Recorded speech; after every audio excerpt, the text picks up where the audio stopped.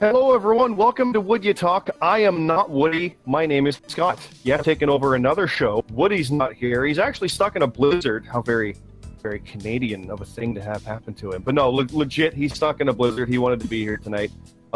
He can't make it. We're hoping he does make it later on because we're going to be recording for a bit, covering a couple shows and doing some previews and upcoming stuff, all leading to Survivor Series.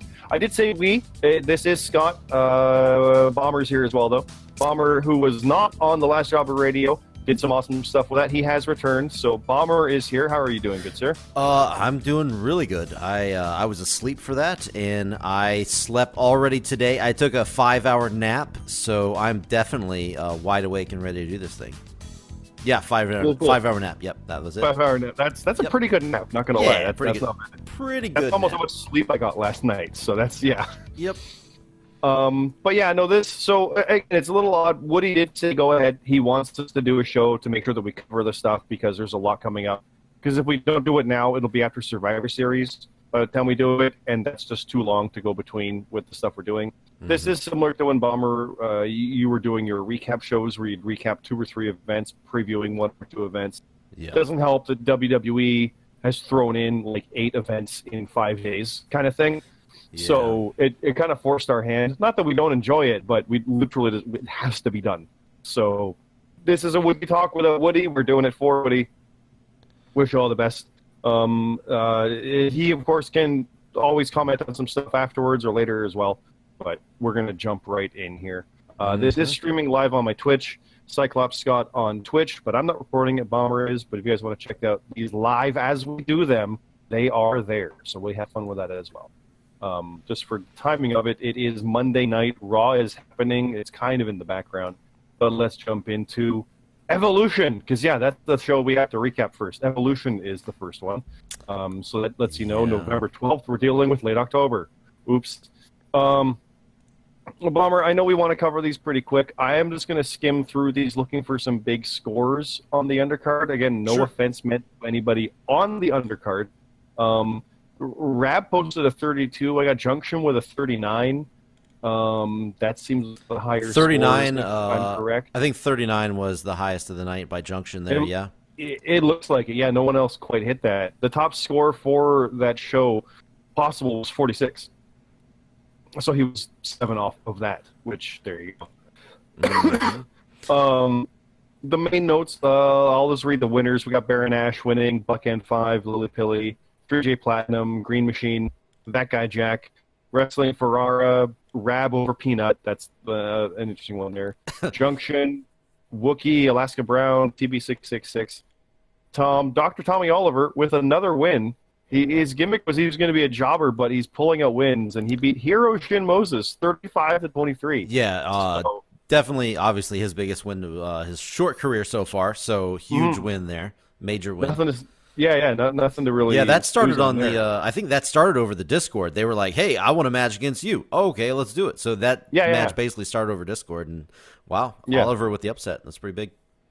We got Nathan 8K over CM Carlito 34-24. Super Hippo over Nate Myers 29-26. Bastion 34. Cross 36. We got the number 1 contender match for the tag titles. That one where the winner picks their partner. Yes. Kev beat Matt Zion and Fart Bucket. And the scores were 23, 22, and 1. You can probably guess who got 1. That was Fart Bucket. I didn't realize Fart Bucket got 1 point. Yes, what happened? 1 point. He usually picks in order of the matches. So the very top one he usually does 1 and then just goes straight down. So he got the main event right and nothing else basically. So wow. Yeah, that's our Fart Bucket. That's Fart Bucket. Yeah, that's Fart Bucket for you. But Exo Kev got the win. I guess we'll go over some of the quick little details in the after the We'll get to the write-up in a second. Yeah, because that one does have complications. Yes, it does. Stuff that stems from it. Also, the Road Warrior title contendership. Real Deal beat Broken Nerd and Hebrew Hammer 35-29-22. That's a big win. Yeah, because that's 2 veterans, and Real Deal has been making a name, so that's a good win. Yep. We got Mod Step over Tino, 28-25. That's a former main eventer beating the former world champion, the mod step. Like it's like he hadn't missed a step. And coming back. No pun there with mod step. He's definitely back. Like no joke there. Yeah, 100%. Yeah, 100%. This is a good rebound win, actually, because he just lost his title shot against Victory Green. So very good rebound, and it's against an opponent. It was like, oh, he lost that titleship contendership match. Can he beat a former world champion? Yes, he can. So yeah, a definite win there. Redhead and Redhead beat me by 1. Yeah, 1 point. Yeah, that was the opening match on the card there on the main that was show. Yeah, we're on the main card now, and that was it. No, that match actually stemmed back from stuff from the prior show where something got mixed up in communication, and we just had a feud. So there's some fun stuff with that, but we'll get to that in the write-up. Warden got a singles win over Kyoko, 36-29. Yeah. He's been wanting that win. So yeah, I thought that was a fun one to put together. So yeah, good job on him. That would have been an embarrassing loss. People were already calling like this could be upset of the year if he loses this one. So, but he avoided it. He avoided it. He only won by 7. Yeah, I mean it was relatively close. A match or 2 off, and that's it. JD beat Beer Me. Did not beat Beer Me. It went to a no contest, 29-29, in a submission match. Yeah, that's I know. I've been in a submission match that went to a no contest. Woody and I did that, so it was your fault. You put us, you attacked us. But no, that's we got bad luck with submission matches going to draws, no contests. That's weird. Yeah, it's real weird. Because you have to sacrifice. You got to put that 1 point on a high match. That I guess that maybe somehow can sacrifice a lot of your points. So yeah, it's interesting. But this was a weird event though, because some thought like, well, Trish can't lose or Ronda can't lose or stuff like that, right? So what's the big one to put it on? And there's a couple that were like that on this, so kind of interesting. Yeah. This was a big one. The best of 5, match 5. Ash defeated the Finn 31-30. By 1 point, Ash got the final win in the series there. He overall won the series. I think it was 3-1-1. Yeah. So yeah, Ash got the win over Finn there, and that will lead to what we're going to talk about later on with him in the main event. But huge win, great series. Both these guys did a fantastic job, and I couldn't have planned it any better from how it went down. So it was fun. I mean, the only cool thing, only way it could have been better is if somehow Finn had won to get that crazy. Yes, it could have got. Yes, you're right. It could have got a little bit better. But this was the storybook ending. It's like, oh, the hero kept the villain down, kind of thing, right? Like it seemed to be that way. So yeah. Yep. We had a death match. Banksy beat Captain Charisma 23-8. Yeah, this was their blow off here. They had like kind of a mini feud going on over the past like 3 or 4 months, and Banksy got the big win over Captain Charisma 23-8. You always got to be careful in the death matches. You can end up with double-digit or negative scores like we've seen. I know. Like, yeah, you do know. Trust me, I know. We got Legit Boss and Spring Tigress, another no contest, 35-35, high scores. Yeah, very. No contest. So that's very high scores. This is a WrestleMania rematch between these two. Oh, it's not. Well, it wasn't a death match, but still, these two fought at WrestleMania in the death match. I Legit Boss really wanted this match, another shot at Spring Tigers, because Spring Tigers won that match at WrestleMania, and they ended up going to a no contest, which, so now you got, if in the little series between the two of them, Spring Tigers 1 win, and then you got the no contest. So Legit Boss yet to beat Spring Tigers in one-on-one action. So interesting story though. It's like Legit Boss lost, but now kept Tigress from a win, so can it be the win next time? So, we'll see. Interesting there.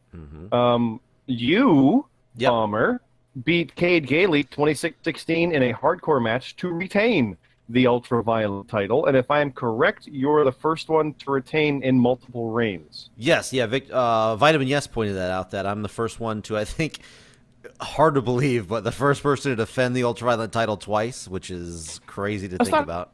That's hard to believe for me. It's up your alley. I mean, when you look at this fact that you're predicting matches of professional wrestling shows, okay, it's kind of weird. But for your character and for who you are, that makes perfect sense to me. Of course, you would retain that. That makes all the sense. Yeah, so, like I said, I gave the Ultraviolent title is. I'm trying to give.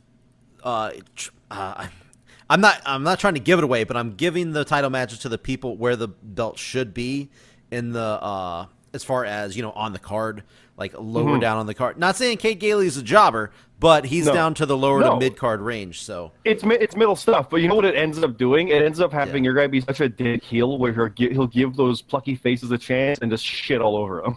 Yeah, it's awesome. It's kind of great in that way. Somebody's gonna get me at some point. Somebody's gonna take it. Your honky tonk man will get Ultimate Warrior hard one of these days. It's gonna be that. It's gonna be just an obliteration. It's gonna be great because it'll be like, the fans love it, yay!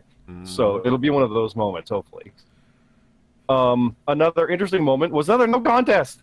GMSG versus Jonathan C.T. Martin for the Road Warrior title. Yeah. Another no contest here. Both of these guys did really good stuff. GMSG now, I believe, has matched Cam Popplestone. I'm going to look that up really quick as I'm saying that. I believe he's matched Cam Popplestone on title defenses, which is... Well, wait, hold on. That's at the next show. This was one away, I think. So, let me see. Yeah, I think that's right. So, actually, I'm getting one show ahead of myself. That's going to be at the next show. But either way, both of these guys have been doing really good stuff. So I had to give Jonathan C.T. Martin a shot, and he tried. He came close, but didn't quite get it. And he didn't lose, but yet he didn't win the title, and that means the title stays with the champ. Interesting note from the Twitch chat, which again I do stream these live. Sure. Redhead said next best of 5, Tigress versus Boss. Oh God. Well, they've already fought each other 2 times, so yeah.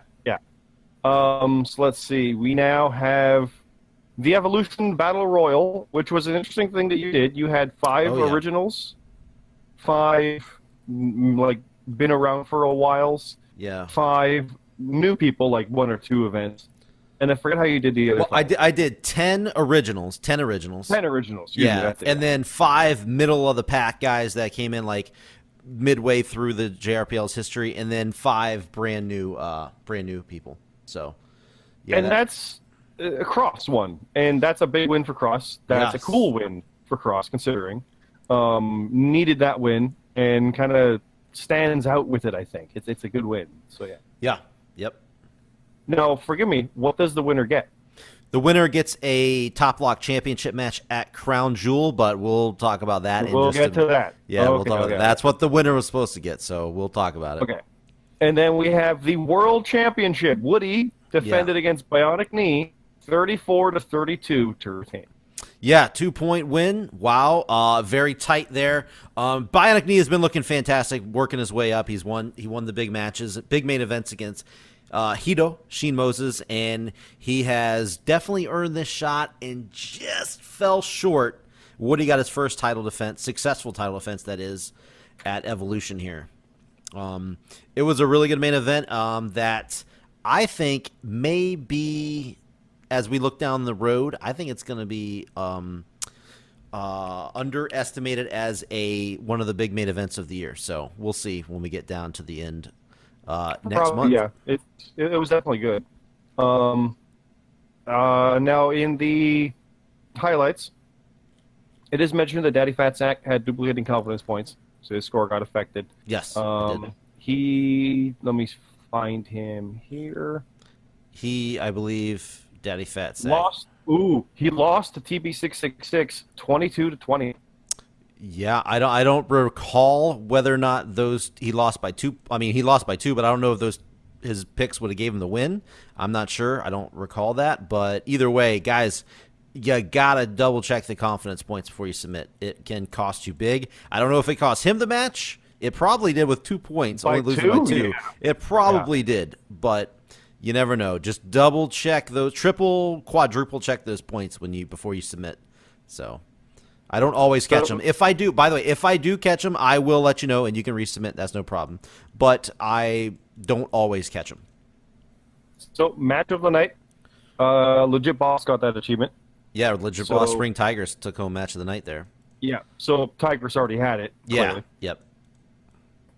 Curtain Jerker win 5 matches. Kev. Well, there you go. Mm-hmm. Alaska Brown got 10 wins. Real Deal got 200 points. Wookiees in the 1,000-point club. Banksy won a death match. I've yet to. Cross won a battle royal, and Real Deal and Kev won a triple threat. Hey, So. you wanted another death match? I'll put you in another death match. No, Oh, it's no? going to Okay. happen eventually. I know it's going to happen, but yeah. Mm-hmm. The stories will eventually get there, and we'll have time. Yep. Yeah, no, it's got to be the right moment, and yeah.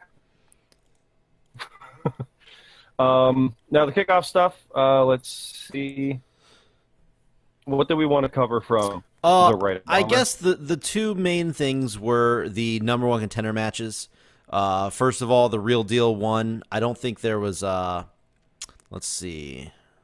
Yeah, I don't think Real there was. Deal did beat Nerd and Hammer. That's right. Yeah, there wasn't much of a write-up as far as storylines goes. It was just kind of pointing out that he beat two old school guys.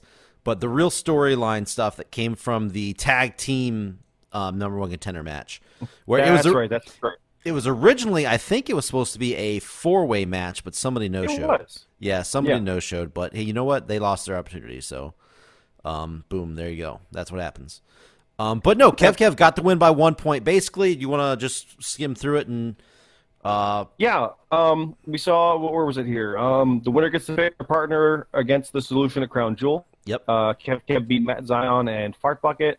Afterwards, that guy Jack came out to join his partner. Yeah, I mean, it makes sense. Kev pushed him away. Daddy Kink would become a fan favorite, but not the most successful. Kev had a microphone, told that guy Jack when they started Daddy Kink and their journey together, it was hot and heavy. Bummer, you're right up. Thank you. Hey, this is Kev's words, by the way, not mine. Okay, nice. Yeah. Kev told his partner he just ignores his needs. The crowd let aside that guy Jack stood there with his arms stretched out, saying he was sorry. I'm envisioning the members of this. Yes, Goldberg and Randy Orton. Remember that. It's amazing. I love it. Mm-hmm. After a few seconds, Kev shakes his head, drops to the mat to get out of the ring, leaving Jack standing there alone as the crowd boos. Yep, without giving, there is a key sentence right here at the very end. Without giving his answer, Kev walked to the backstage area. So, yeah, basically, obviously, Kev got the win, close win. That guy, Jack, makes perfect sense, comes out, goes to hug his partner. No, Kev kind of pushes him away, says, and like I said, those were his words, where he said it was hot and heavy, but now he doesn't, fulfill his needs or whatever. So I took that he said that in Discord, and I took what he said in Discord and included it into the little write-up here. And basically, as you can see, we're going to start building a little bit of sympathy for that guy, Jack, because he said sorry. He doesn't really know what's going on, and you're going to see it develop as we go through going into the next show, where Kev is going to have to pick his partner. So, there you go. We did have a new commentator, Cam Popplestone, hired as a commentator, continuing his job of every job you can have in the JRPL, which is pretty great. I love it. Yep, his last job was he was the ring announcer. This time he's a commentator. So it's pretty fun. The stuff he's doing. He's been a medic. He's been was he referee at one point? He's been several. He's been several things now. Yeah, it's been good. Always a thorn in your side, which is. And you know what he hasn't been? He hasn't been a fucking wrestler. So there you go. Yep. That's the main point. Me and Redhead, we had animosity, and I'll say full out, I always try to build fun stuff with the matches, and for some reason, with the way Red's character was and the way I'd been kind of fighting everybody, I saw a little bit of a Callahan Pentagon opportunity with this. This freaking violent, it's different. We're just gonna go all out, and the stuff. No, you were are you sure about this with the write-up? The ending part, I was very confused a little bit, and so I'll let you talk about that part. What happened that was shocking, almost, I guess you could say. So what happened is the match is going along. Redhead's been all about the blood, licking Warden for the blood, and cheese grating John on the cell, and covered in blood. She's been all again. All for the Solution. Yeah. All about the blood. So my idea was no, you're not getting my blood. No, that's the goal. That's where the mission is. And for some reason, sees some kind of similarity with me or something, and you're a crazy bitch. What's wrong with you? Mm-hmm. And with the match here, goes for the blood and had some blood from before, and dripped it all over my face and made out. And it's what? That was my thoughts when I read it. Yeah, I was like, wait, what's going on here? Now, my favorite part, I'll be fully honest, that was going to happen after the match. Then when I realized I lost, I'm like, no, that's how that's the 1-2-3.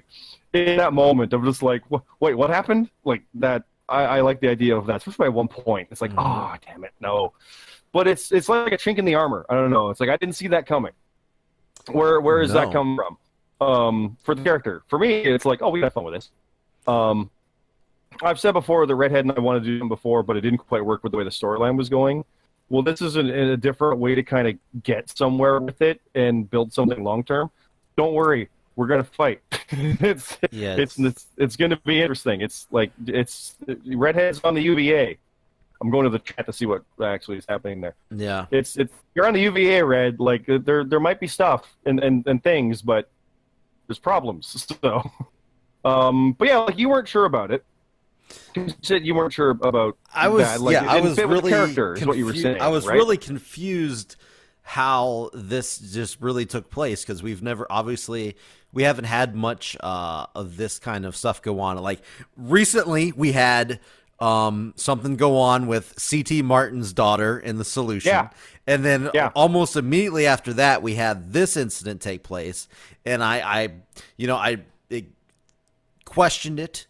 You know, I feel I have to question like what's going on here. How far are we going to go with this? And that's fair. I can tell you flat out, this storyline won't go anywhere weird. And that's saying that we after you've made out with blood. That's exactly. But it's not going to be anything like the stuff with CT's daughter. It's not that like that. To me, that was like I went too far, but I kind of get what they're doing. Yeah. But it's like what? There's different things like the daddy kink is imploding, this and that. Yeah. This is a different kind of thing that we can have fun with, and we haven't had that with all the different characters for this kind of thing. I thought it'd be fun to try that and see where it goes. Okay. And I mean it's you guys know my character right now, so yeah. Whatever happens is going to be interesting. So yeah, I'll leave it at that because there's more coming. Actually, hell, there's more coming later on. At Evolution, so yeah, but it's not like an overall dominating thing. Like it's not a tag team, it's not a stable. Like I've said that before too. But will there be more stuff? Yes, there's a storyline, but you don't know when it's going to be or what's going to happen. Like I don't think we have any plans for Survivor Series. That's too much of a big thing right now. Yeah, because Red's in the main event match, and I'm in the one with you. So there's different stuff going on there. It'll be interesting, see where it goes here. Yeah, it's like I said, it's to try something different. I understand where's that fit with the character? The idea for me is that it's that chink in the armor. It was something like I never saw that coming. Mm-hmm. I would have expected to be like bloody and have all the blood licked or something. Like that's what Redhead's been doing. Yeah. It was different. It caught me off guard. Well, what? So now the mind games start, and we'll get to my reaction here in a little bit. But we got Warden and Kyoko in here. And Kyoko came to the ring to a mediocre applause. Bummer. Yeah, no, this is Warden's. This is a lot of Warden. Some fans begin to leave to go to the bathroom. This is Warden's right up here. They're expecting a squash match, yes. Yeah, this is what he sent me some of this, or most of this, I should say, of this right up here. So yeah, that was all him kind of, throwing a little bit of shade, but it's a little true because Kyoko is definitely on the undercard, maybe slightly mid-card, going up against the main eventer. So it's fun to have that kind of writing in there of like this is what kind of storyline's going on. Like I said with the stuff with Red, like that's where the storyline is, and there's some weird stuff happening. Well, in this one, it's like fans were like Kyoko, that's okay, and I could see that on the show. The Warden, it's Warden, and then the match happens. Like oh okay, yeah. So the way he wrote it up, it basically he wrote it to kind of make Kyoko look like she did really good against him, and because the match was relatively close. So, but obviously in the end he got his Judgment Day finisher and took her out, got the win. But he basically did it where even the last sentence here, despite a close loss, this could be the push Kyoko needs to finally get that big win. So he kind of threw it in there. He even raised her hand, he said, too. Yeah, so Warden's like me. It's like, let's make this look good. Let's have some fun with this, and let's have a fun match and make everybody look good out of it. Like, the idea with an event ago with Spring Tigress and Red and I, where it was crazy. It's like, well, I guess I'm getting bloodied. How crazy do you want to go? I'm like, I'll put anybody over. If I lost, all right, let's go. Let's do whatever we got to do. Let's have fun with it. So Warden is in the same kind of mindset, it seems, with stuff. With the win, it's like, no, let's make it competitive. I don't want to beat nobodies. That's no fun. Let's actually have some fun with this and make it look competitive. And still, like a Raw match turns out, oh, you had to win after all. But that was close for a second. That kind of thing. So. Yep. We have JD and Beer Me Jesus. So the Solution members had singles matches, as obviously here, the two tag champs. Yeah, and this one is unlike the other one, this one's a very high profile match here, and it was submission rules. Obviously, you got to read the rules to make sure you follow and don't screw yourself over on your 1 point that you put on the match. But in the write up, I had a lot of fun with this one, so I had to think of a way to make it a no contest. So I guess I can just go for it. Yeah, just say what happened. Basically, randomly during this high-profile, highly anticipated match, these guys haven't fought each other one-on-one. We got one main eventer and one upper card really pushing towards the main event scene in JD. Big match going on, and what happens? That guy Jack comes out. Everybody's basically, what the hell? He comes out. The matches are basically the match is already getting close to the time limit. So both guys know in the match they need to pick up the pace. They need to get something going. They need to submit their opponent. And then next thing you know, that guy Jack comes out and he's on the mic. He's pleading that XO Kev Kev needs to take him on as his partner. And everybody's like, what in the hell's going on? He distracts both of the guys in the match. Next thing you know, XO Kev comes out. And he tells that guy Jack, "You can kiss this sweet ass goodbye." And the crowd starts chanting, "He said sorry," because that guy Jack said that he doesn't know what he did wrong and that he is sorry to Kev. But Kev ignored the fans' chants, and basically, by the way, yes, that guy Jack jumped in the ring and pretty much hijacked the match. And next thing you know, during all this distractions, the bell rings, the time limit is reached, the match comes to a no contest. Obviously, JD and Beer Me Jesus got super pissed, and they basically jumped. Hold on. I'm reading this. I'm trying to remember it as I read it. That guy tells Kev he knows that he needs what he needs to do, drops the mic. Okay, that's right. That is right. That guy Jack wants to make a point to Kev. He said he knows what to do. He hits his finisher, which is called "Gotta Return Some Videotapes" onto Beer Me Jesus and laid him out, kind of to prove a point to Kev. Hey, look what I can do. Take me on as your partner. But when he looked back towards the entrance ramp, Kev wasn't even there. He didn't even watch it. He left before he walked out before he could see it. And then next thing you know, JD attacked that guy Jack and laid him out and stormed off mad. So basically we had the story of Daddy King bleeding into this big high profile match.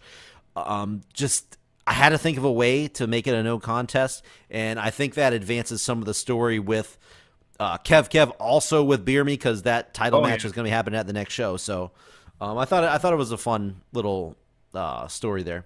It works good for them and everyone involved. So yeah, and you don't see a lot of stuff out of Daddy King storyline wise yet. So this is trying to get them into a story.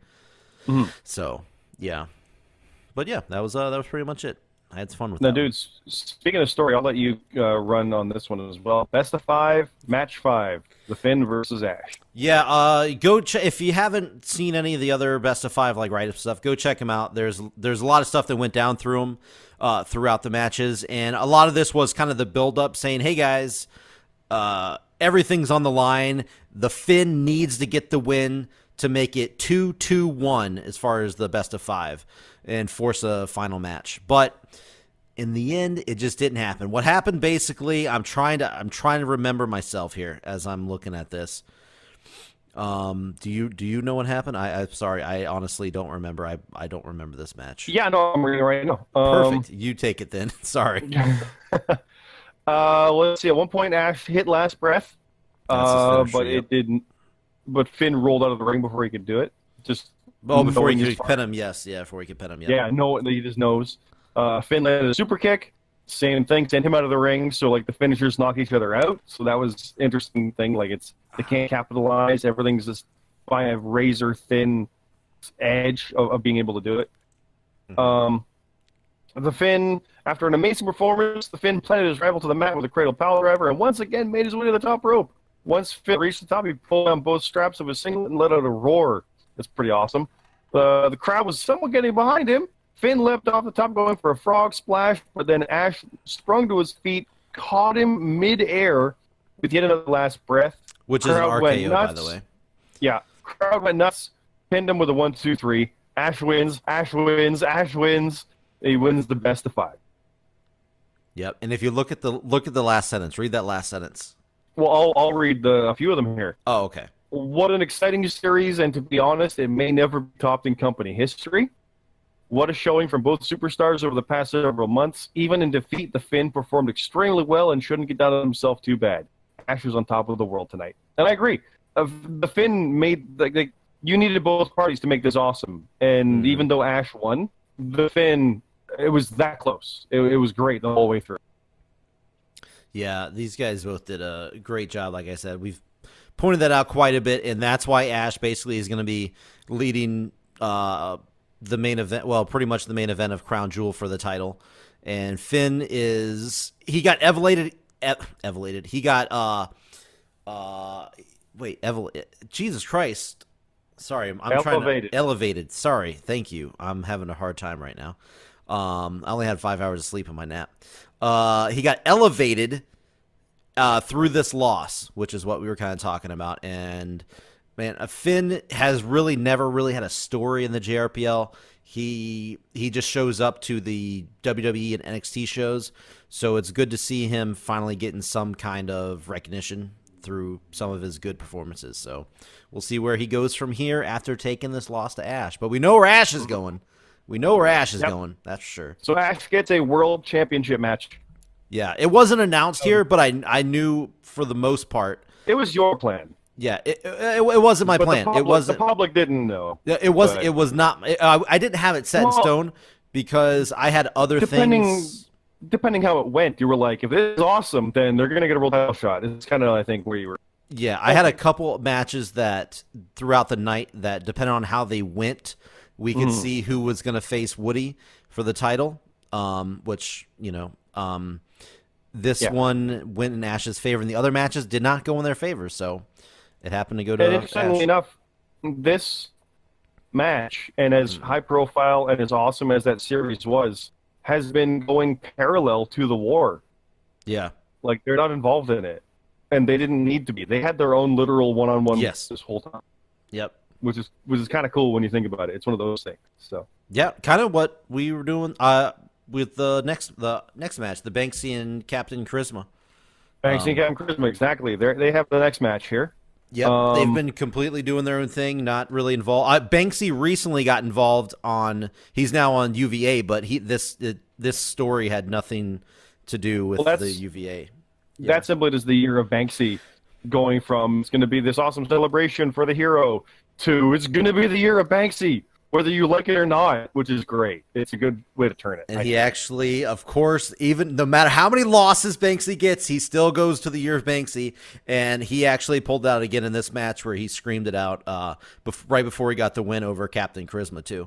And there was a lot of crazy stuff that happened in this match. There was a rock bottom through a flaming commentator table. And they had all kinds of fire extinguisher stuff. They went to the backstage area. It was all over the place, and I'm happy personally because he's part of the UVA. I'm happy to see Banksy got the win. But both of these guys are originals. They've been around forever, and it was good to get a lot of story between these two over the past couple months.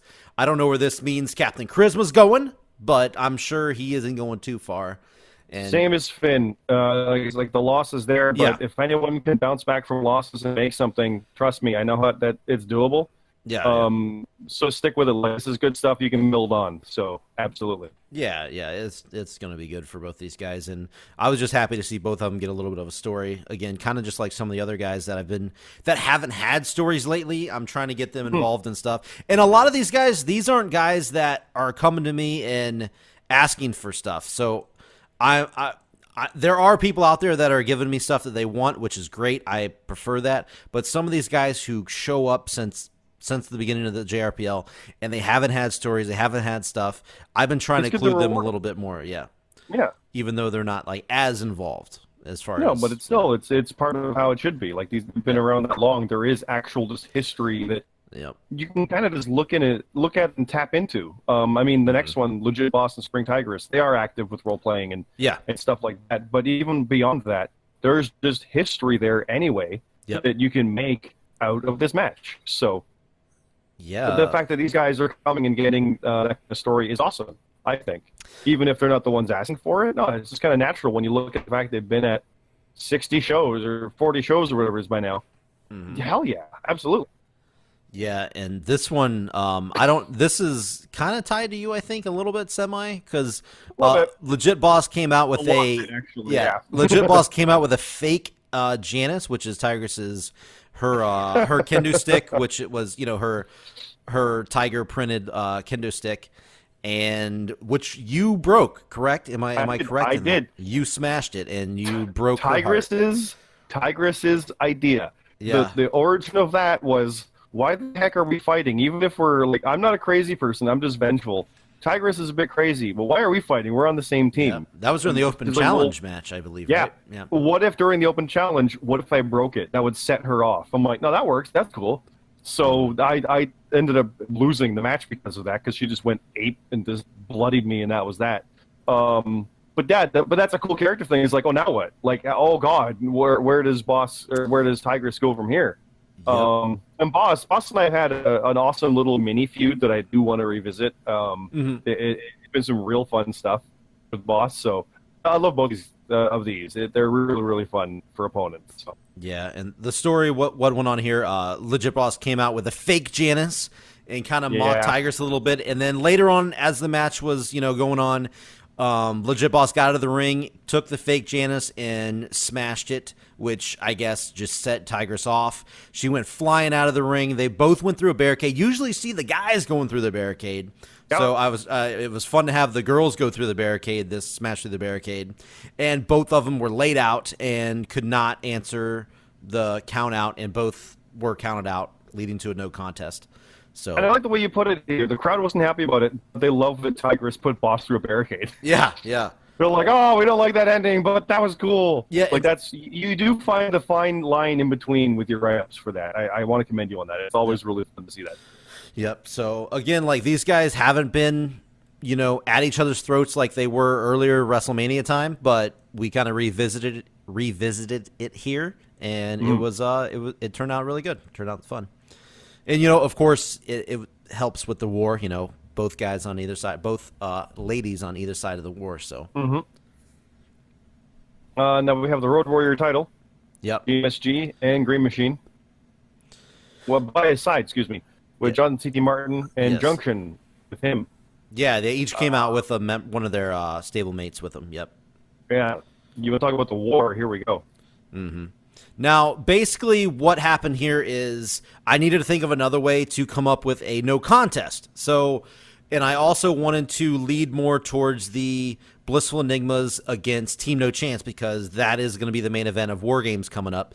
And I needed to think of a story here to keep this going. So basically it ended up being a no contest because I think, was it a double DQ? What was the finish? Exactly. Let's see. Towards the ropes. I wish I remembered all this shit. That's why I like doing these right after. Broke the hold. I'm not even really sure. It's like both sides got attacked, so it looks like it just got thrown out. Okay. Yeah. So basically, bottom line, this is what I used this for was, unfortunately for GMSG, he was there. He's a champion, but this was more to propel the Blissful Enigmas Team No Chance feud. And either way, GMSG walks out the champion, so you can't be so mad at that. He's still the champ, even though he didn't get the win on this show. So, Yeah, and right there at the end, I kind of even talk about, hey, WarGames coming up. Make sure who's going to win the match, blah, blah, blah. So, yeah, that's pretty much how the storyline went for this. It was a big kind of brawl with everybody coming in from Blissful Enigmas and No Chance. Speaking of brawls, next up is the Battle Royal. Yeah, the Battle Royal. That was really fun. I have the stats. If you go to the Prediction League and then go to Statistics, and if you go to Royal Rumble /Battle Royal, you can see all the individual Royal Rumbles, Battle Royals we do, as well as the overall stuff. So real quick, I'm just going to go over just a couple of the stats super quick here. Cross obviously won. The match ended up being, this is all kayfabe-wise, by the way, guys, 19 minutes, 51 seconds. And the final four were Cross, Dr. Tommy Oliver, which is a big surprise shocker there, one of the rookies there, Banksy, who was a Royal Rumble winner, who was not in the match. We'll talk about that in a second originally. And Redhead 12. Those were the final four. And real quick, Banksy got included in the match because him and Captain Charisma came to me and said, hey, the winner of our death match, we want the winner to be included into the Battle Royal because Captain Charisma had the spot originally, and they said we want the match to be so brutal that only one of us can be in the match. So if Banksy wins, Captain Charisma can't compete, and Banksy enters. So that's what actually happened. So that's cool. That's cool. I didn't know that. So that's the Battle Royal start. As soon as it started, Banksy came out, eliminated CJ Blackthorne and Scampy Matt right off the bat. Elimination time was 34 seconds into the match there. They both got eliminated 1 and 2. But the most what's up? Okay, but then what happened in the write-up, I'll jump in here. Yeah. And then my music hit in the write-up. That wasn't in the Battle Royal. That's right. And what did you I came out. Well, I came out, and Redhead looked terrified. That was kind of the fun. It's like, oh, you want to play a mind game? I'm not done playing mind games. Let's go. Like you've gone too far now. So I came out, still covered in blood, and dove in the ring. And so everybody, of course, attacked Red. Wasn't paying attention. So I jumped in and pulled everybody off her, and everyone's like, "What the hell is going on?" Redhead's like, "Oh no." And instead, I end up kissing her. Yeah. And, I think maybe that's the one where I was really confused. That was the one. I think the other one I was fine with, but that one I was like, what? This was tricky to figure out for the write-up. So that's why it's kind of, I'll explain here a bit too. Yeah. What it says here is I'm like, I got what I wanted and leave. Yeah. So it's like, okay, what does that mean? Like, are we eye for an eye? Am I playing mind games? Like, Red's playing mind games? What's going on? And I go. And then everybody just swarmed Redhead. Redhead's like, hey, what happened? Yeah. So, like, did I give Redhead what she wanted? Did Redhead not realize it? Did I not realize it? Like, is there something else there? I don't know. But we have plenty of room to have fun with it now. So that's what that was. Originally, the plan was either causes Red to win or get tossed. But with Red being Final Four, yeah, that kind of complicated things. Yeah, that makes sense. But this worked. You were cool with the move it around and do a different spot. And so after I left, the Battle Royal just turned back around, came back in. Cam was like on commentary. What the hell was that? What's going on? Yeah. Don't forget, Cam is still on commentary. Yeah, there were a couple of Cam things sprinkled in throughout the write-ups. Yeah, just a couple. Yeah, he was in my match with Red too. It's like, what does this mean? What is going? Yeah, it was great because his avatar is a one heart, and it's hilarious to me. So, but yeah, and the funny thing too in the write-up, it was like Cam questions what this means for the war, and if it's like some kind of Romeo and Juliet type, and no matter what, that doesn't mean it's going to end well. Then I'm like, that's pretty great, actually. Yeah, that's pretty funny because like if that's what it is, shit. So, but then like you said, there's actually a final 5 that was listed. Wookiee was involved in that as well. Oh yes, yep. In your write-up, but I'll go back to your stats here. Yeah, no, back to the stats. Yeah, the most eliminations in the Battle Royal, it was a tie between Banksy and Wookiee. They both had 4 eliminations. Cross had 3. And then the only person that had more than 1 was Dr. Tommy Oliver. There was a couple of people with 1, but those were the people with multiple eliminations. You had Wookiee, Banksy, Dr. Tommy Oliver, and Cross.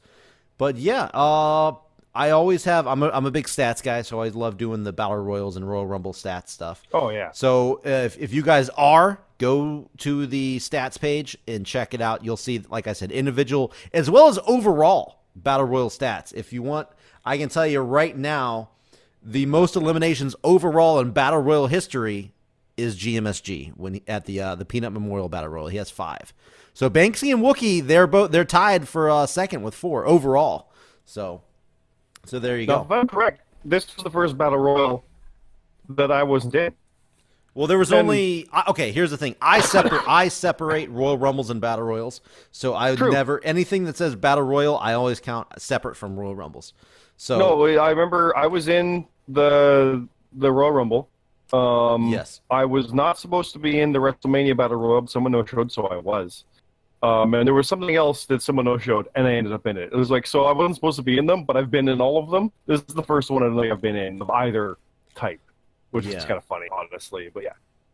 Yep. So there you go. So go check out the stats page, and you'll find all kinds of stuff in the Battle Royals and Royal Rumbles. And we're coming up on Royal Rumbles soon, so I'm excited for that. I'm looking forward to that. That should be fun. Yeah, but in the end, it was basically just the final end of the match. Cross basically almost killed Tommy and then ended up throwing him over the top rope by the back of his neck, and it was just a simple win there. It was basically the Victory Green was also on commentary because the winner of that match would join him. He came in to try to help Banksy, but it didn't work out in his favor. And Victor Green and Banksy left up the ramp kind of like scared because now Victor Green's going to have to face I don't want to say monster, but I guess we can say the demon, Cross, who's been making a big run as of late. So that's going to be the the next Top Lock title match. But yeah, then go into the main event. A lot fucking happened as I click this fucking main event thing. Yeah, I was going to say, you want to talk about a lot happening. Jeez. Yeah. Oh, that's right. Here's the thing. I remember now. I remember the main event. A lot of this write-up came from CT Martin. He wanted to have, as far as the match goes, it was a clean-cut match. Nobody interfered. Nothing went down.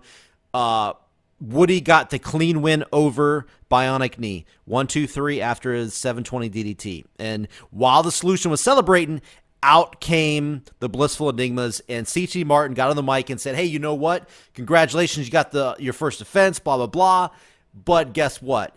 Here comes some cops. Cops came out and said, my daughter that you guys had fun with that night, not 18. Okay, we instantly I'm like, okay, where the fuck are we going with this as I'm reading? Yeah, you want to talk about stories you're not sure about. Yeah, I'm like, what the fuck is happening as I'm reading this? And then it turns out to be, this is what I really liked. CT says, by the way, after they get cuffed and everything, the Solution gets cuffed and everything by these cops.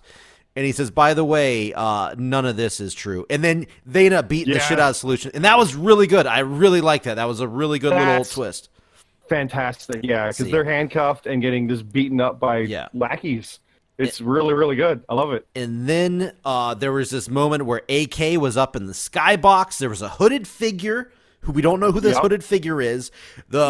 Basically, they completely filled AK's body they covered in blood. She's screaming. She's found laid out, contorted and everything. She's basically eliminated from the Survivor Series match. And we're like, okay, well, now what?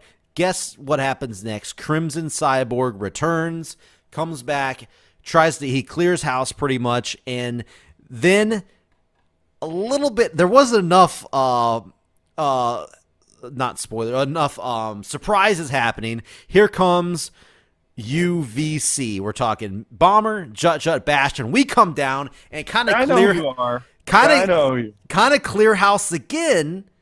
So that kind of swings it back in the UVA's favor. But then next thing you know, Camp Popplestone jumps up off of commentary, comes in and lays us out, and then swings it back again in favor of the Global Solution, where they end the night kind of looking like they're on top, where it looks like they got the Global Solution have Crimson Cyborg, and now they have Camp Popplestone, who announces that the board of directors have officially reinstated him no matter what Bomber says, and that he will be competing in the Survivor Series matches. So That's how it ends. It ends with solution, the global solution on top.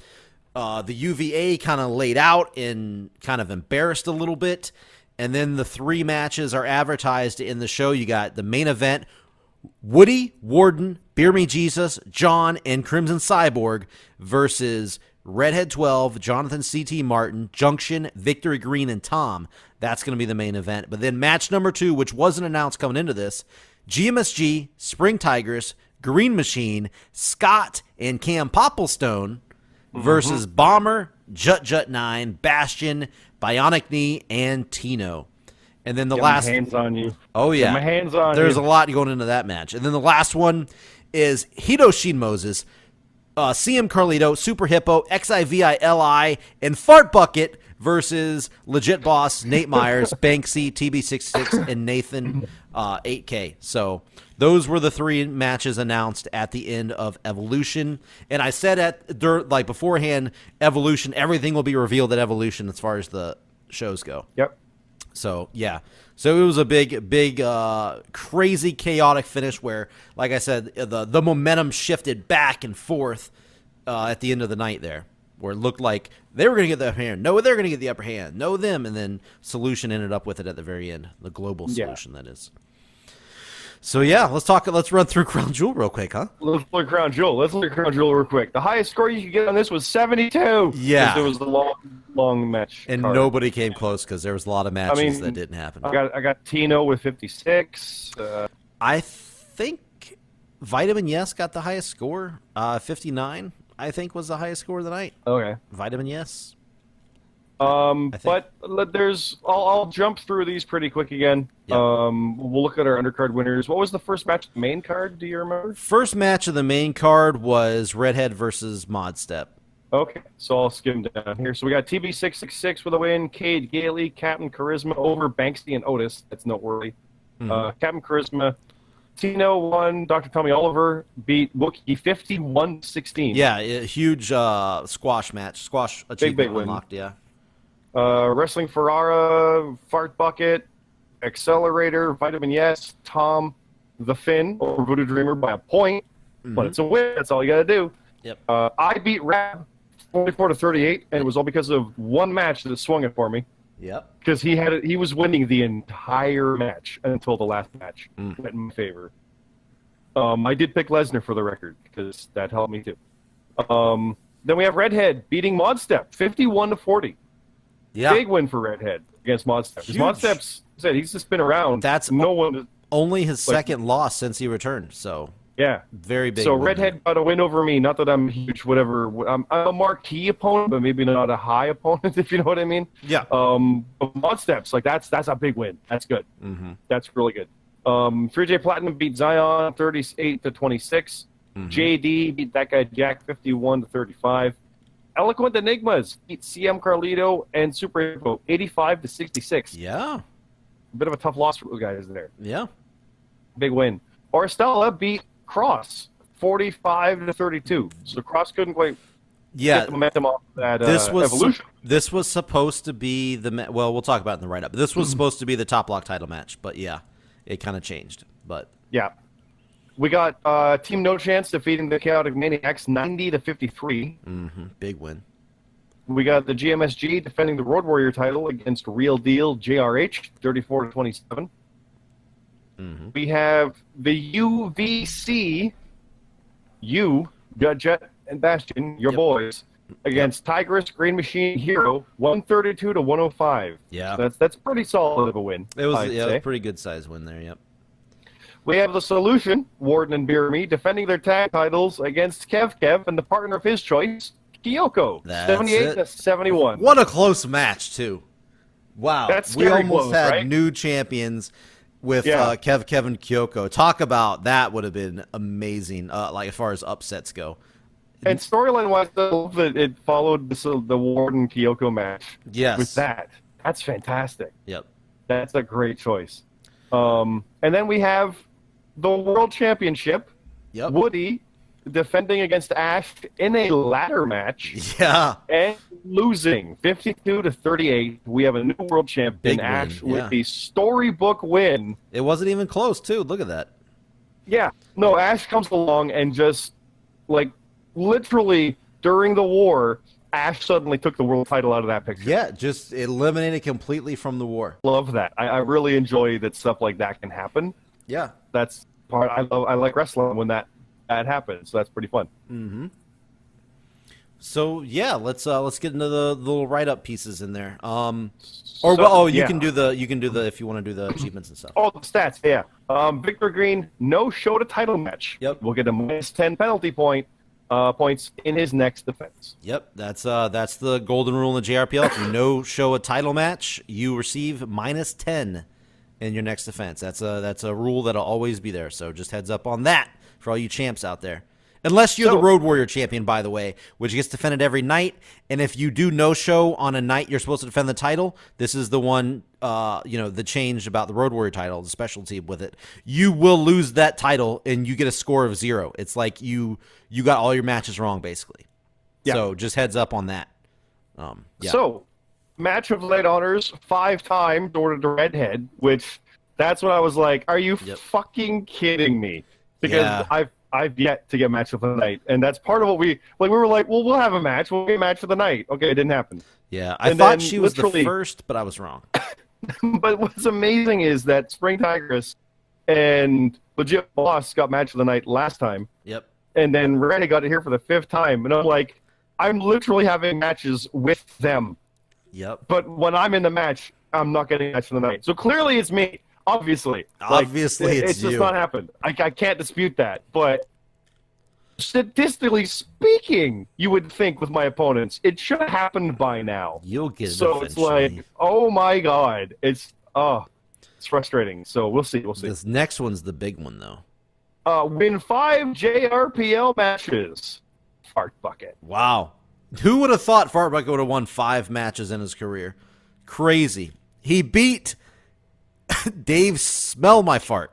So I saw the names, I had to pair them up against each other, and Fart Bucket got the win against Dave Smell My Fart. Can't. The pick bases, Bo Dallas defeated Viscera. So I mean, it's just great all around. Yeah, I love stuff like that. Then we've got we'll see if he gets 10 matches, but the Finn did. The Finn got to 10. Yep. 200 points, Sling Blade and Dr. Tommy Oliver. 500 points for Stella. 1,000-point club, 3G Platinum and JD. It seems like someone is hitting that regularly at this point from the originals. I believe Orstella hit 500 pretty quick, and I think JD hit 1,000 really quick because he was not an original. 3J is an original, and JD got it the same time he did. So yeah, that's interesting. Win the world title, win the ladder match. There you go. Defeat your opponent by 25, Buck and 5, Lily Pilly, Vitamin S, and Tommy Oliver. Yeah, a lot of squashes. And compete in 10 consecutive events, Voodoo Dreamer. Yeah, also I believe JD said that he unlocked the one for 30 consecutive. I'll have to go back in and add that later, but he did mention that to me. So just heads up on that. But yeah. Hello? Oh. Sorry, it broke up there for a second. Oh. We're doing it live. So we got the kickoff. And I'm looking through the specifics. Okay. We do have Ash. I mentioned Ash and Finn. Finn finally got fresh blood because he's been fighting Ash for so long. And did get the highest score, if I'm correct here. No. I just combined it. Vitamin A's got the highest score. Yeah. Ash came out there and made a statement out of his opponent. For Voodoo Dreamer. Yeah. Vitamin Yes got the highest score, beating Nathan AK. Yeah, and I also point out that the UVA members did fantastic on this show. Of course you're going to mention that. It's usually the opposite. UVA struggles a lot on these shows. So I was happy to see kind of I know this isn't our official go-home show because that's kind of NXT the night before, but leading in really close to Survivor Series, UVA finally gets a lot of momentum. The only losses on the night for us, for the entire all 15 people, I believe was Banksy and one other person. We only had 2. Nathan. Everyone else won on our group. So that's crazy. That is really fun for us. All right, sorry, that's enough me talking about how great UVA is. Yeah. So just want to point that out. No, But, you do mention here one of the biggest watches was Dr. Tommy Oliver beating Wookiee. yo, yeah, that what was that again? 51-16, huge win. Yeah. So that's 2 really big wins back to back for Dr. Tommy Oliver. So And then we'll see what happens with that. Art Bucket got his 5th career win after 23 matches. I like that you put that stat in there too. Took 23 matches to get 5 wins. Yeah. But he got 5. Again, nobody thought he would have got 5. But and like you put here, perhaps he's making a serious run for the comeback kid job. I mean, you got to be honest though. He has done way better as of late. He's probably won like 3 of his last 7 matches, which is probably very good for him. So I'm just saying, you never know. Comeback Kid Awards coming up. The Jobby. And then I'm on the pre-show. After suffering a close loss to Redhead, I got put on the pre-show, and I just came out and ripped off Rab's head. I clotheslined him and made him tap. Done in a matter of minutes. Yep. Kind of like my old ways, like the how I took out legit boss. Just clothesline, you tap out now. Mm-hmm. So that was good. That was a good rebound win, but like I said, it was close. It was close. Rab actually has sneakily been doing pretty good lately. I know he lost here. I know he lost here to you, but he's sneakily been doing good. One match. One match on that card is all it took, and it was because I was like, Shawn Michaels will get the win in the main event. Yep. And I'm really convinced, and I put a lot of points on. So that one match got me the win. But then you do announce the Survivor Series matches. We talked about that already. Yeah. We will get more into Survivor Series coming up, so we'll scroll through here and look at Modstep versus Redhead. Yeah. This basically, I don't fucking remember. Dude, I don't know, man. I for some reason, after these write-ups, if it's not like really soon after, I will forget. I type so much up that I have to like look through it real quick to refresh my memory. You do. Yeah. You do. It's fair. Basically, Redhead was fighting Modstep. It was going back and forth, and a hooded figure came out from under the ring. That's right. Yeah. I didn't even do this. I think this is Redhead's write-up. Yeah, so I didn't even do this one. Choke slammed Modstep and then left through the crowd. So more of that hooded figure, and remember that that mask figure or whatever it's Woody's mask, by the way. Hoodie. Hoodie. It's Woody's mask. It's that Woody mask that is I suddenly want Woody versus Hoodie. It's like Undertaker versus Evil Undertaker. There you go. Woody versus the Hoodie. Oh, it's so good. But do it. So more involvement with that unknown person that is working with Red and the Blissful Enigmas there. Came out, kind of pretty much gave the win there to Redhead. So she comes in, smashes with chairs. Blood begins to pool when the refs finally get to Redhead under control. Yep, see? Yep. She loves the blood. And Redhead gets on the mic, reveal the blood. No one is safe. All hail, all enigmas and honorary enigmas. So that's the whole idea of like reveal the blood. Red told me that's a bit of a play on my just ring the bell. Oh, okay. Yeah.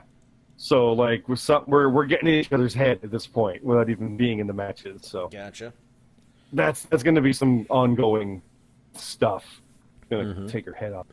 We got that guy Jack and JD. Again, I had a lot of fun with this. Obviously, the story behind this is that guy Jack came out, cost JD against one of the main eventers, Beer Me Jesus, at the last show. So JD wanted to get his hands on that guy Jack for screwing up his big night. So that was the reasoning behind the match. The match, obviously, JD got the win, but what happened was, oh, man. Because I work with that guy, Jack, and he came to me and said, wow, man, my story's so sad. because that's awesome. Yeah, because basically he came out and he apologized to JD. He's like, look, I'm sorry. I was just trying to prove a point. I'm really sorry. And then next thing you know, the bell rang. JD just beat the shit out of that guy, Jack. And let's see. Entrance ramp. Sorry, I'm really bad at this. I'm sorry. I have to read and see what happens because I forgot. I just know I had a lot of fun with it. That's all I Same, remember. dude. I don't memorize it. I remember my stuff as I'm like, oh yeah, this happened. Yeah.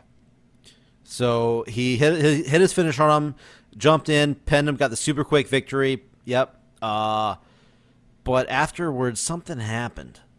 Oh, okay. Oh, I'm skipping ahead. I'm thinking of what's happening later because that's what I was looking for. Okay, after the match, here's what happened. Here's what happened in this match.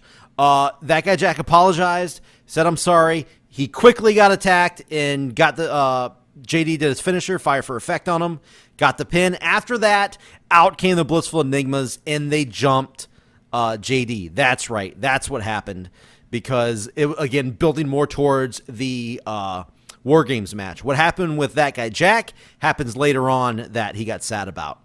We'll talk about that later. Yeah, but that's what I was kind of looking for, and it wasn't there. So that's what happened in this match. It was more of a JD got what he wanted, quickly manhandled that guy Jack, and then got attacked by the Blissful Enigmas leading up to the WarGames match. So that's what happened in that one.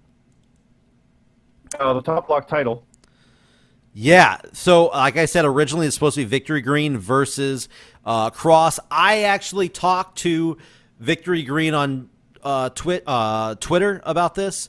The time messed him up and everything. He's going to show up at the next shows. He said no problem. He apologized and everything. So it's not like there's this big risk of him disappearing. He's going to be at the next shows. So everybody It was a noon show. It was all weird. Yeah, so, everybody that was wondering, don't worry about it. He will be at the next shows. But so since he's did that, I'm like, okay, well, I got to include something in the story here. So Victory Green came out and said, you know what? You did win the Evolution Battle Royal. You're going to get this shot against me, but guess what? It's not going to be tonight. He brought out Orstella from Team No Chance, and right before the match started, he cracked him in the back of the head with the top block title, right as the ref was signaling for the bell. So he knocked him down. The ref rang the bell. Orstella jumped right on top of Cross, pinned him. Or no, he hit his finisher on Cross, pinned him. Match over. Lightning quick win for Orstella over Cross due to Victory Green decking him from behind with that top block title. So that is going to now lead to the match that we have been waiting for that should have happened at this show. It's going to happen at NXT. Cross versus Victory Green. But Victory Green's got that minus 10 points, so we'll see if he'll be able to overcome that. Well, plus Cross attacked with this and left Victory Green hanging upside down. Yeah, the lights went out. Yeah, I remember the lights went out, and when they came back on, like there was black gunk everywhere, over him, over the ring, everywhere, and they went back off again, came back on. Okay, I did a little bit of magic here, okay? I wanted to add a little, It's wrestling, it's fine. Yeah, I want to add in a little stuff that's impossible for a little bit, and everything was gone. Everything was clean. And it's like, what the fuck? And just laying down on the mat below Victory Green was the top block title. So, it's more of the black gunk with Cross. That's kind of his thing that he does. In case you haven't noticed that, it was a little bit of suspension of disbelief for a little bit. So I hope you enjoyed that little bit of a write up there. So the Road Warrior title. We have Ken Popplestone's awesome reign to remember, and GMSG wanting to replicate that. Yeah, and he went against. Real Deal JRH, who won the match at Evolution to get the shot. Yeah, and like I said, that was an upset win. Real Deal beat Broken Nerd and the Hebrew Hammer. So big win there for this opportunity. GG taking the title from you, don't forget. Yeah, but, I don't worry. I don't forget. It was at Death Before Dishonor. I remember. Yeah. They went back and forth. GMSG was back in the ropes, spitting up blood, saying, come on, give me all you got. So, really going after it, really trying to earn everything with this one. Went out there and got the win with the finisher, retained the title, and, then an AHMF chant started. Yep. And he split a pair of brass knuckles and just went with the commentators. Yeah, he went and joined the commentator table to watch the next match at the table over there. Yep. And you want to talk war? UVC versus Global Solution. Yeah. So again, this got crazy. This Bomber and his boys, Jut and Bastion, good friends of mine, versus Spring Tigress, Green Machine, and Hero Shameless. And first of all, I want to say thank you to Jut and Bastion. They carried me through this match because I did not do that well on the show, and they did great. So they actually helped me get the win here. So first of all, thank you guys for that. Now, as a true heel, of course, I made sure I got the pin at the end of the night, obviously. Yeah, of course. Obviously. Yeah. They're your boys. They got your back. It's all good. Yeah. There's like one of the things. Well, I even commented in one of the chats because I got a one-on-one with one of your boys coming up. Yes. And I'm like, they're just running interference. They're trying to get in the way to protect you. And it's like, oh no, we're not any of that. But you're not wrong. We're protecting him. I'm like, I know what's going on here. Yeah. So you got your boys, but that's not to say that you're a cowardly heel. Because Bomber, the character, is not a cowardly heel. No. But does he get his hands dirty? Oh yeah. But does he have to? Oh no. He's got people to do that. So, but the Global Solution came out first. GMSG was standing and clapping for him. Always good. Yep. And then Uniform Victor Charlie hits. Yep. And out come your boys. And we came through the crowd. I believe this is the first time our UVC came through the crowd. I may be wrong on that, but I think it's the first time. And we came in and we did the full, the old school shield type deal where we come in and we surround the ring. So. Yeah, that was and then literally had a brawl break out by you doing that. Yeah, and then we just jumped in and just a brawl breaks out. So yeah, it's the match started out insane right away, and as it got going, it just got more and more insane as it went. Well, it continually broke into chaos. Like it started to turn into a match, and then it just went nuts again because the Tiger Destroyer hit you. Yes, from Spring Tigress. I was the first person laid out. Yeah, and then your boys came in to save the match. Another brawl happened with Hero and Green. Green put Bastion at the ring. He went with him. It just went absolutely nuts. Then the camera goes to show GMSG sitting behind the commentator table when suddenly a fan from the front row reached over and grabbed him, and that's Tino. Yep, it was Tino. Yep. Grabbed him right from behind. It's like, oh no, what? Yeah, see, he wanted to put himself at commentary. He put that in his. He said, "I want to be at commentary for this." That's why his match ended like that. And then I was like, "Okay, you're going to be at commentary. Well, guess what? You're getting grabbed from behind by Tino while he's looking at the thing." Yeah, that's pretty great. Yeah, because I wanted this match to involve everyone in the big match. Well, you involved everyone though, because I'm in the second one, and I came in here too. So yeah. But yeah, so GMSG went through his own table onto his title, which has become a thing that we've done. Because literally that went back to when Lee and I put you through a table on your Ultraviolent title the first time you had it. Yeah, Survivor Series 2017. And then, it's come up on a year. I don't forget. And then when Woody and I went to a draw in that submission match, I was like, have you come out? Because we have a feud, and you're feuding with Woody going to Mania. Come out and put me through a table onto my Canadian title. So you did that. So I love that that's kind of a thing that's just like put someone through a table on their own title. I don't know why I like that so much, but it's kind of a neat thing. It's also a thing for GMSG to go through the commentary table. So he found himself going through. Bonus. Yeah, he wanted to sit at the commentary table. Well, he went through the commentary table. Yeah. So he goes through the table. The ref is down. Tino and Bionic hit the ring, cornering Spring Tigress.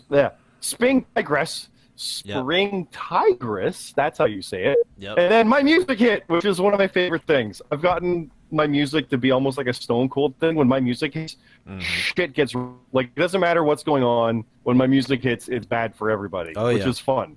I love that. So that's why that happened there. But the crowd came nuts for that. They went and got unglued. Yep. But then it got bigger. Because I came out and pointed at Tino and Bionic Knee. It's like, no, you guys, no, UVC, you're on the list. You're targets. But then Cam came up beside me.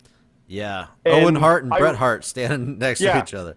That's always fun. We got to do something with that at some point. We got to just team up somewhere. But what I really liked about that was it's not like I came out to stand beside Cam. Cam just came out beside me. I'm like, whatever, let's go. because I'm not really teaming with everybody, but I am. But I'm on this side of the war, so I've got 14 people that I'm not fighting. Mm-hmm. But it's just kind of a neat thing, and it stayed true to how I see the character with it. So we came to the ring and had a massive brawl. As you put, it was epic. Tino went for Kinshasa. I ducked it. Clotheslined him over the barricade. He went into the crowd. Knee and Cam go brawling up the entryway. And Cam planted Knee with a sick-looking DDT. Then I turned to the ring, and Jut's in between. I'm like, oh. Yep. I loved when you wrote that. It's almost like you can hear JR like, oh no, what's going to happen now? Because he and I have had this ridiculous feud for the longest time. Mm-hmm. And we'll see what happens soon. I love it. Oh. Yep. And then he and I are facing off coming up. And then you locked him in the cross swords. Yeah. So I locked him in my finisher because I need him in the face. Locked in my finisher, and then Bastion hit me with steel steps and knocked me up. Yep. Yeah. Yep. Son of a bitch. There's too many of them. There's too many of you guys. Oh, That's no. right. But then Bastion looks up and sees Spring Tigress perched on top rope. She's going to go for a moonsault, but Bomber, you bastard, leapt up there, hooked her arms, and did a dirty deeds off the top rope. And then pinned her ass. And pinned her. Yep. And, however, you fucked up her neck. You bastard. Oh, yeah, just a little bit. Oh, just a little bit, yeah. When I say I pinned her, sorry. The ref was down, and Bastion slid the ref in, and I counted the pin with the ref's hand, by the way. Yeah. So I did pin her, totally but... official. But totally official. Well, yeah, of course. But I pinned her with the ref's hand. As long as that ref's hand hits. Yeah, so... Yeah. So that's what went down. So you guys went out. You helped up Jut because, I was choking him out. And then Cam is like, Cam planted the bomber. Time is coming as you guys scurry up the ramp. Good choice of words. Scurry is the perfect way for it. Grabbing bionic knees. They go, no telling where Tino is. Yeah, he's in the crowd. Which is great. You're like, he's on his own. It'll be fine. Yep. The Green Machine and camera checking on Tigress when Hero jumps in, shoving him away. Screams at Cam, how can you let this happen? Like, why is Cam's fault? Checking on her neck, scoops her up and takes her out of the ring, screaming, we need a paramedic. By the way, I'm still on the ground next to the stairs, but I'm fine. That's true. It's okay. You're laid out. I'm okay. You're laid out. But yeah. But no, that's the super crazy, epic, insane stuff. Yeah. That is some of the fun. Like when those brawls happen with these write-ups, it makes me always think of the Raw Attitude Era. Mm-hmm. When it's just chaos, you never know what's going on. It's always really, really fun. Yep. Well, perfect. That's what I was going for. A little bit of chaos there before we head into the Survivor Series. And as Spring Tigress said, my neck. My neck, yep. My neck. Oh, my neck. Yeah, so we'll see what happens with that going forward. But yeah, tag team title match. Just want to point this out. Beer Me Jesus and the Warden did not know who their opponents were. Obviously, Kev, but they did not know, and I did not tell them who. And they wanted to know for a long time. Yep. A very long time. Yeah, because, the results got delayed because I had stuff going on, and then I got the results posted, and they finally found out that they did win the match, and they retained their titles by a close one. By the way, here we go. Little side note. I don't know if anybody knows this. I don't know what happened or whatnot, but Kev wanted my girlfriend Jess, who is Kyoko, he wanted her to be his partner originally. So he talked to her. She didn't answer him and stuff. And then he was like, okay, well, I don't know. I guess I'm just going to have to go with that guy Jack as my partner, who's his actual partner. But they both talked about wanting to do a story against each other. So they're like, I don't know. I guess we'll just be a partner. So then Kev joined Discord and said, hey, I'm looking for a partner who wants to be my partner. And he got a couple of people talking to him and whatnot. And he had one person say they wanted to be his partner. Official, like, hey, I'm going to be your partner. Let's do this thing. But it was after I already had Kyoko in there and it was too late. Okay? And that person, I'm going to out you right here on this episode, was Baron Ash, who already has a partner in the Chaotic Maniacs with Beer Me Jesus. And he had a higher score than Kyoko. Kev and Baron Ash would have won the tag team titles if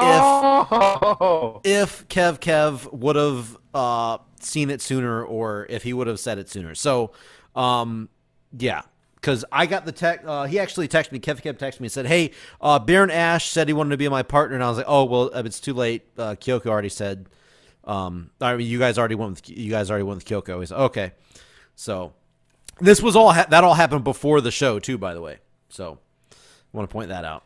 So that's yeah, great. Could have been new champions if Baron Ash would have gotten that match. And that'll open up a whole new can of worms because he's in a tag team already with Broken Nerd. So that would have caused all kinds of trouble. And I hope I just caused even more of a rift right now just for fun, because that's what we're doing. We're tearing apart the tag team division here, left and right.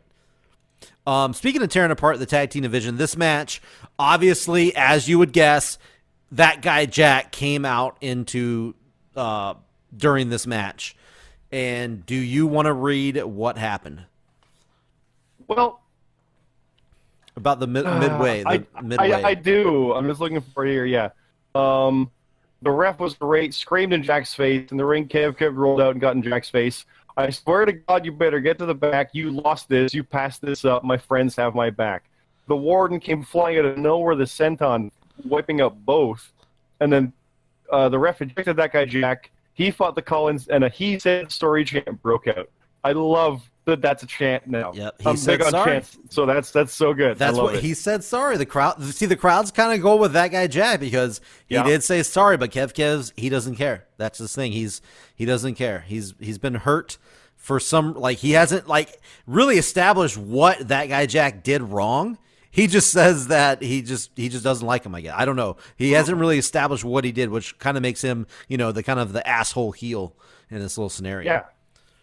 So he goes for a huge spear. Kyoko leapfrogged over. The bell rings. Disqualification. Yeah. Solution retains. Yeah, that guy Jack actually hit a spear on, who was it? Was it Warden or was it Beerman Jesus? I don't remember whoever he hit it on. No, he went for Kyoko, and Kyoko leapfrogged, and that guy Jack hit Beer Me. That's what it was. So he hit Beer Me. Yeah. That guy Jack got frustrated and went to hit Kyoko because obviously he's mad, and Kyoko got out of the way, and he hit Beer Me Jesus, which disqualified Kyoko and Kev, giving the win to the tag team champions, the longest reigning tag team champions, the historical reign of the tag team champions, whatever you want to call them. They're still the tag team champions, basically. So after the match, basically Kev, completely disgusted, jumped into the ring, and he got in between Kyoko and that guy Jack. And what happened? Oh, that's right. That guy Jack got slapped across his face. And this is why he said he was sad, because the Warden shoved that guy Jack over and helped Beer Me Jesus up because he speared Beer Me Jesus. So obviously they're not happy with him, even though they did retain. And the camera zoomed in on that guy Jack as the big man began to curl up into the fetal position in the middle of the ring. So, ladies and gentlemen, please burn that vision into your head. The camera zooming in on Goldberg curling up into the fetal position in the middle of the ring. I just want everybody to think about that. It's a great visual. I love it. It's great. Yep, and it says right here, it's a lot of fun. At the end of the night, the Solution are still the champions, and it looks as if Daddy Kink is no more. What a shame. Yeah, so that guy Jack, his heart's broken. His tag team partner turned on him, picked another person to take their spot in this tag team title match, and then he got in the ring, slapped him across the face. It's just tragic, It's just tragic. But yeah, so yeah, bad things for Daddy Kink here. Good things for Solution though, so that's good for them. Mm-hmm.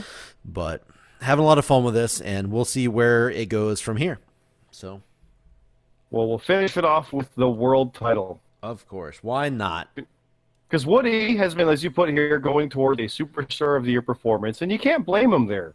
Oh, of beat course. you at Mania, beat me and you at Slammiversary, beat Boss at SummerSlam, won the world title. Yeah, he's done a lot. Like, he's done a lot. He's yeah. been top block champion. He's been world champion. He's done a ton of different things. So yeah, he's in the running for Superstar of the Year for sure.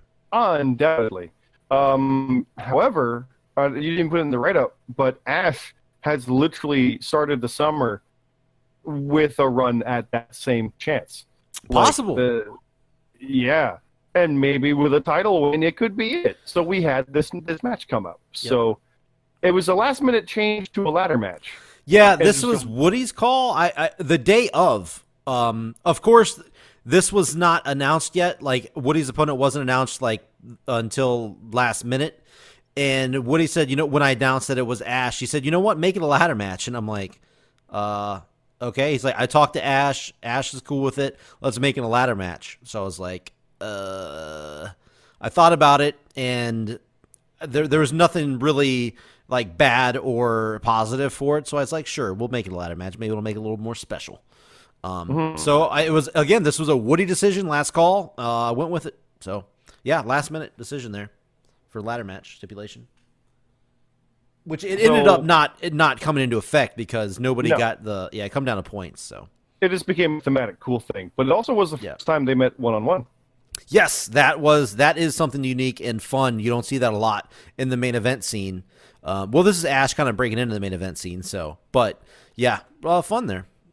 I'll get there someday. I'll get there and stay there outside of a little match here and there. It'll happen someday. I hope so.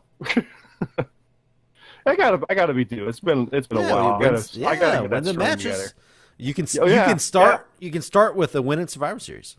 Yeah, there we go. Oh, if I'm part of the Survivor Series and the top point getter, everything changes. Yep. Everything. I got my match planned and everything. It's gonna be great.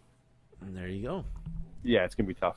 But so the way you wrote this, almost instantly you could see the two had amazing chemistry. Yeah. They clicked in the ring and had an amazing performance. So yeah, you put this as this was almost a bit of a dream match. Yeah. The way this kind of came about, it was like we never realized how much we wanted this match. I really wanted to write it as a really good match, and I wanted to put Ash over as much as possible because he's been on this giant run, and he got a giant win against Woody as well. So, yes. Yeah. Excuse me.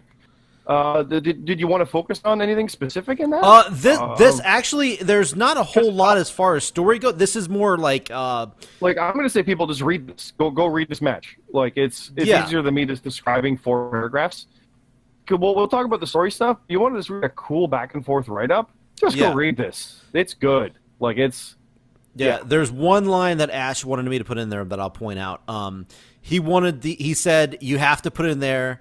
Climb the ladder. Oh my god, I fucking misspelled it.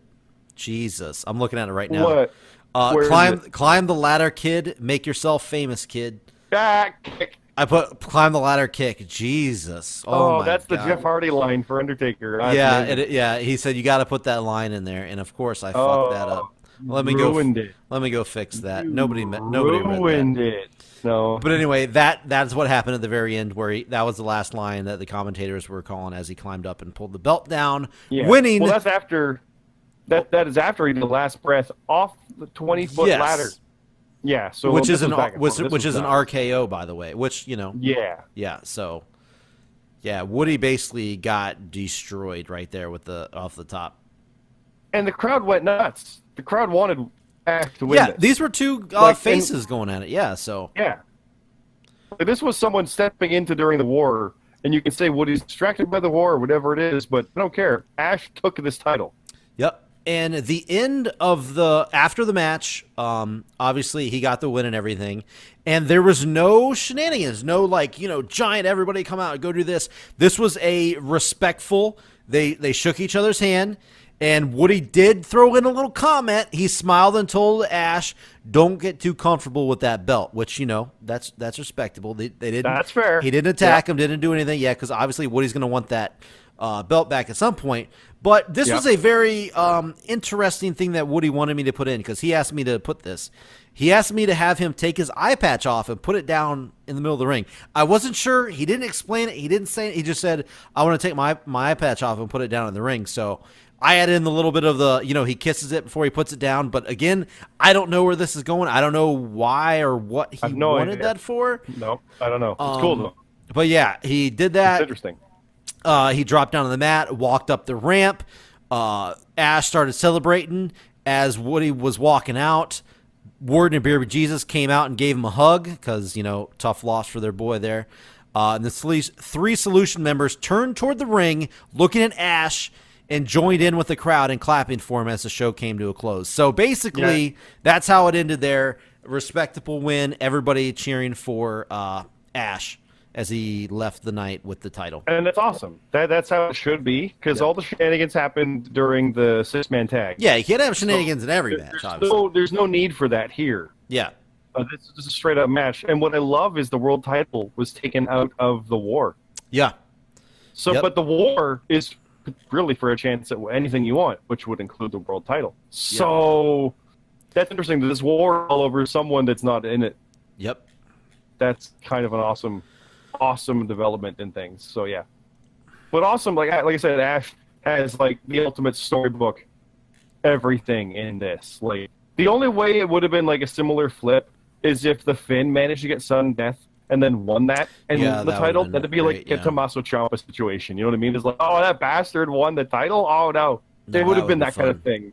But there's the flip side. This is the Johnny Gargano won the title in its way, right? Like it's the good guy won. The good guy got everything. The good guy has the happy day. The crowd went home happy. The champ won.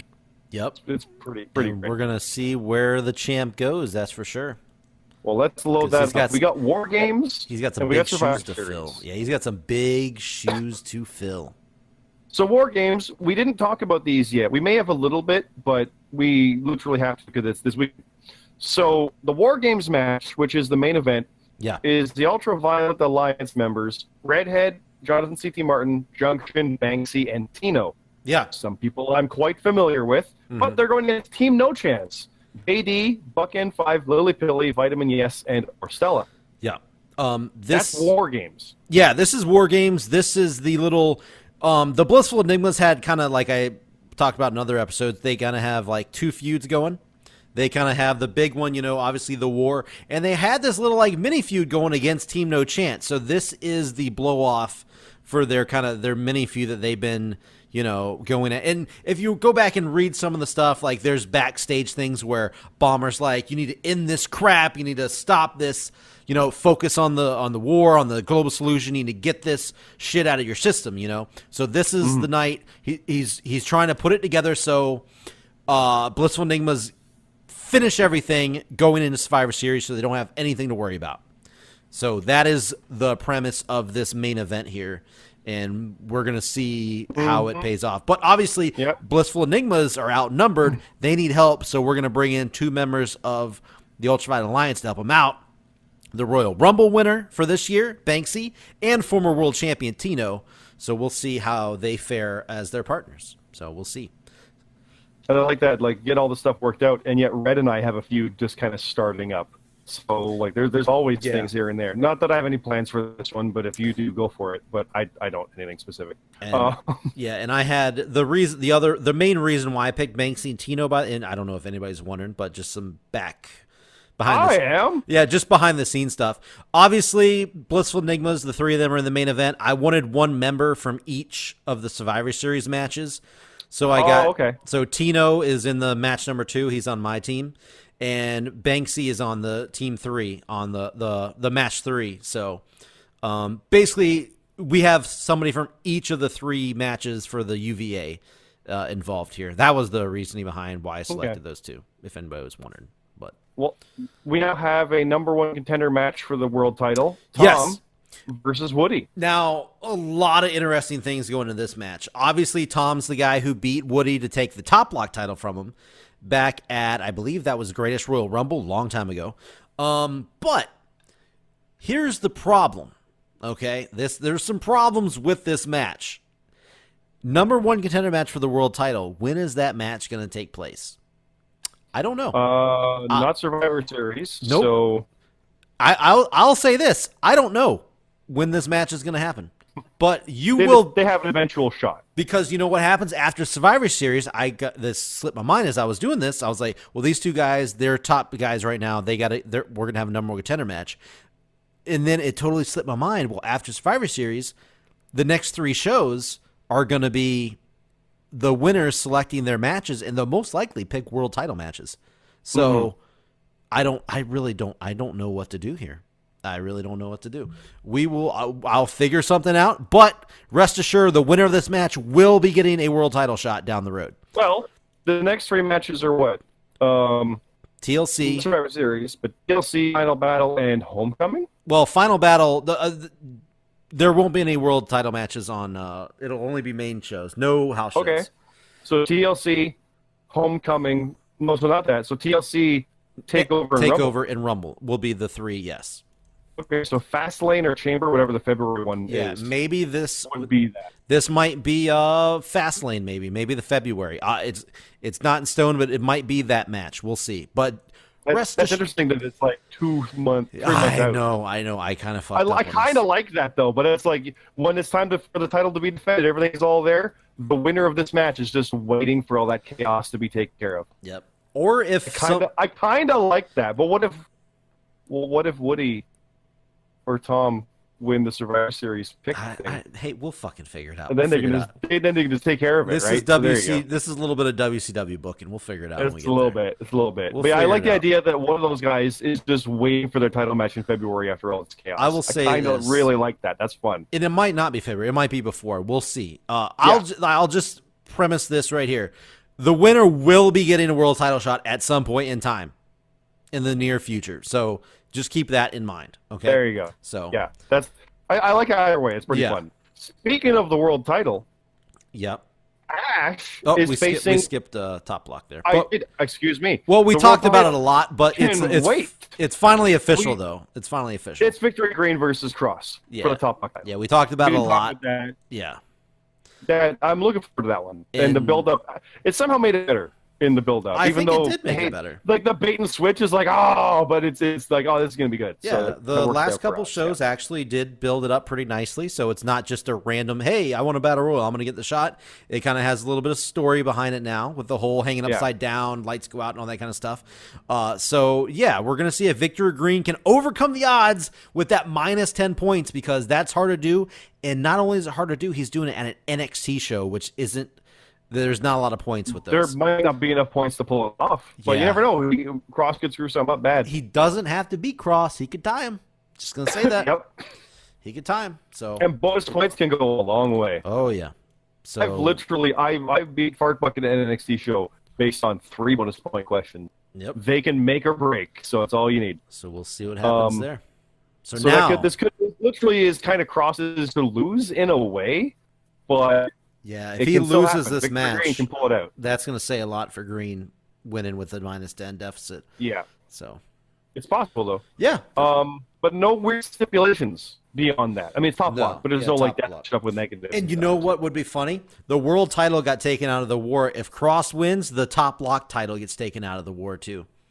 That's kind of funny because Victor Green's on the UVA, so Cross is his own man, his own demon. Well, world title, non-title. Yeah. Ash versus the Warden. Oh, man. Blockbuster match here. RVD versus Jeff Hardy, which is funny, but... Let's say it here. It's the world champion versus one half of the tag team champion. Yep. 2 champions going one-on-one here. This is high profile, as high profile as it gets without a title beat on the line, I think. So yeah, this is going to say a lot here. If Warden beats the world champ, what does that say? So, Warden's been wanting this for a while. Yeah. And he just doesn't have the belt. Yeah, he just doesn't have the belt on the line, but he's got a big opportunity here. Yeah, says a lot. Yeah, yep. But who can stop Ash? But who can stop the Solution? So yeah, it's pretty great. It's a fun match that I really don't know. Like something's got to give, right? Yep. Right. Yeah, so yeah, I love matches like that. That's cool. But we do have a title match. It's the Road Warrior title because that's always a title match. Yes, it is. We have GMSG versus 3J Platinum. 3J Platinum. By the way, on fire right now. 3J Platinum has won 5 of his last 6 matches. His loss was a house show.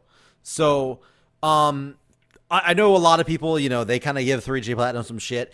He he knows how to win when it comes time. He's already won the Road Warrior title once. He won the Greatest Royal Rumble to win it. He beat 49 other people to win that belt. He was the first ever tag team champion. He's got a lot on his resume coming into this match. GMSG has a lot as well. He's a former tag team champion, and he has now reached Cam Popplestone's title defenses in the shorter amount of time. So if he beats 3J here, that's going to be huge. If 3J beats GMSG here, that's going to be huge because he's going to be the first ever two-time Road Warrior champion. So I think that's a correct statement. Let me go double check super quick. I already have it loaded up. You're right. Yep, that's correct. He'll be the first ever two-time Road Warrior champion. So a lot on the line here. Don't underestimate 3J Platinum just because a lot of people give him shit. He can definitely come out with this win, especially 5 of his last 6 matches are wins. So, yeah, and one of them was against Bionic Knee, who was obviously in the main event not too long ago, so you got to be careful. One of these days, I'm going to get a shot at it, but we'll see. We'll see. I've only been at every single show. Well, we will see. We will see. Yeah, that's kind of funny. I've never had a shot at it. That's true. It's relatively new, so. It is, but I've been here since the start. It's kind of funny. No, I'm not complaining. It's just like, I wonder when, because it could just be like suddenly, let's gets a shot. Okay. But it's interesting, because like the storylines almost prevented that, so I'm... Yeah. I kind of like that in a way too. It's kind of interesting, but it's going to be interesting to be like, oh, now I'm going for it. Like that kind of thing, right? So. Yep. But first, I got to face Jut 9 1-on-1. Yep, this is the match you guys both been waiting for. We'll see. This is a big one. We will see who walks out with all the bragging rights as we go to the Survivor Series. This, he and I have been going back and forth in Discord, and it's been a lot of fun. Mm-hmm. I saw that. Yeah. Lee and I have never beaten Jet and Bastion. Nope. In tags or singles. Nope. In any sort of combination. Ever. And I even said in one promo, it's like, maybe you guys have our number. Fair enough. You'll be the champs or whatever it is. And then the deathmatch happened. So it's like, oh, okay. But the way my character is right now, it's like, I don't need to win to get what I want. It's kind of what it is. Like, you might beat me, but you can't get rid of me. I will never die. I will always be there. You can do whatever, and I'll see you at Survivor Series. So that's kind of the storyline. He's like, yeah, but it doesn't matter. I'll get the win. I'm like, shit, he's kind of right. So I really don't know. It's a takeover, so fuck. But hey, you know what it is not? It's not a death match. Nope. I got a shot. Singles match, one-on-one, no stipulations here. Exactly. But I lost that before with these guys, so we'll see. We will see. And this is a tough takeover, too. It's a good takeover. That's what I mean. It's going to be tough to beat Jut. I'll tell you that right now. It is going to be tough. But I'm looking forward to it. He's been a lot of fun with the stuff. And I almost went with a stipulation on this one, but I want the one-on-one first. We can see about stipulations later. Yeah. What it is for a bigger build-up. Because we almost teased a quit match out of it. I saw that. Neither of us want to quit. It's like, oh, you know what? Let's not do that yet. Let's do the first match. Let's build to that. So, yeah. And my somewhat brother, Cam Popplestone, is going after Bionic Knee. Yeah, 2 other guys, because obviously you, Scott and Jut are against each other in Survivor Series matches, and so in the same match, we got Bionic Knee versus Cam Popplestone. So Cam's return to the ring. It is, since Hell in a Cell was his last show, which was a couple months ago. So this is his return match in a one-on-one action against a guy that just got a world title. So he's coming back in hot. He's coming back in against a top guy here. So no easy way back into the matches here for him. He's got a lot to make a statement though. Oh, he has definitely. To that one. Suddenly, it's good. So yeah, definitely, yeah. And I was trying to look. I'm looking at his profile. I don't think these guys have ever. Nope, they have never fought each other one-on-one before. So this is a first ever match here too. Speaking of making a statement, Baron Ash is challenging you in a hardcore match for your Ultraviolent title. Yep. Again, these are the lower to middle card guys getting shots at the Ultraviolent title, trying to take it away from me. We'll see what they can do. Me and Baron Ash, first time we ever go one-on-one. He talked some trash on Twitter, so I said, okay, well, we'll see, buddy. We'll see, buddy. And he's been doing pretty good on solo matches too, so This is going to be your big shot. Let's see what you can do. See if you can take this belt away from me. Unfortunately, this means oh, no, never mind. I'm getting ahead of myself. I was going to say I have double duty because Survivor Series, but I'm not in that. That's the next show. So, yeah. Anyway, we'll see what he can do. We'll see what he can do here. Now, I'm going to pause this for a second, Bomber, because people in the chat are wanting to know. Yes. For the WarGames match, will there be a coin toss? Yeah. Will we do it right now? Yeah, we'll do it on this. Yeah, we'll do it here. We'll do it here? Okay, so we'll do that for you guys live. We'll do that to close stuff out. We'll do that. Yeah, we'll do that at the end, like when we're finishing up this this show here that we're talking about. There you go, guys. So, yeah, we'll do the coin toss. Let's see. Back into the matches. We have the AHMF members, Tigress with her bad neck, and Green Machine versus Legit Boss and Nate Myers. Imperium. So the feud is stretching.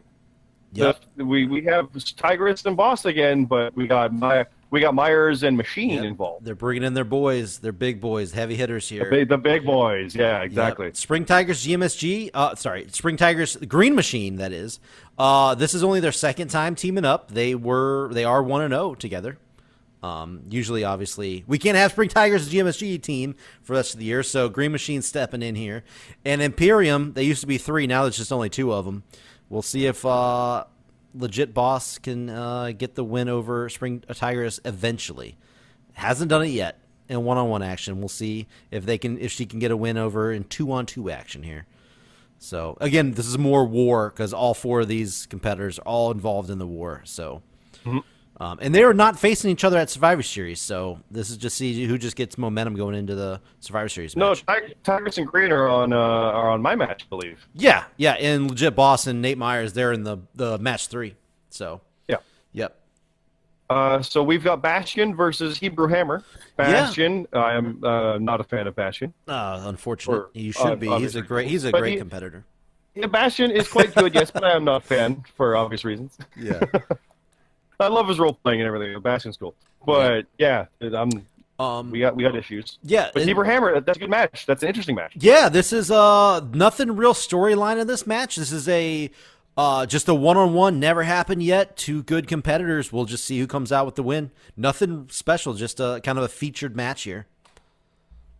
And Hebrew Hammer. That's fun though. Those are good sometimes. Of course, yeah. It's always good because obviously there's a lot going on with the war happening, and it is a little refreshing to see not every single match is involved. But hey, something might happen after the match. You never know. We'll see what happens. And anyway. Maybe. Anyway, yeah, just a featured match there. Well, we also have Nathan 8K versus John. Now, this does have to do with the war, and also there's a lot of question marks around John. John has been slacking. I mean, that's just the best way to put it. He has not shown up to all the shows as of late. In fact, let me just pull up his profile and read you a little. He also has not been at a JRPL show since Hell in a Cell. So we talked about Camp Popplestone making its return. Guess what? John hasn't been on a show since Camp Popplestone has either. That's troubling.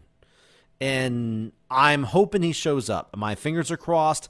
This will throw a wrench into the whole operation if he no-shows both of these shows here. I know Nathan AK is looking forward to this match, and I hope we can get this match going because it should be a good one.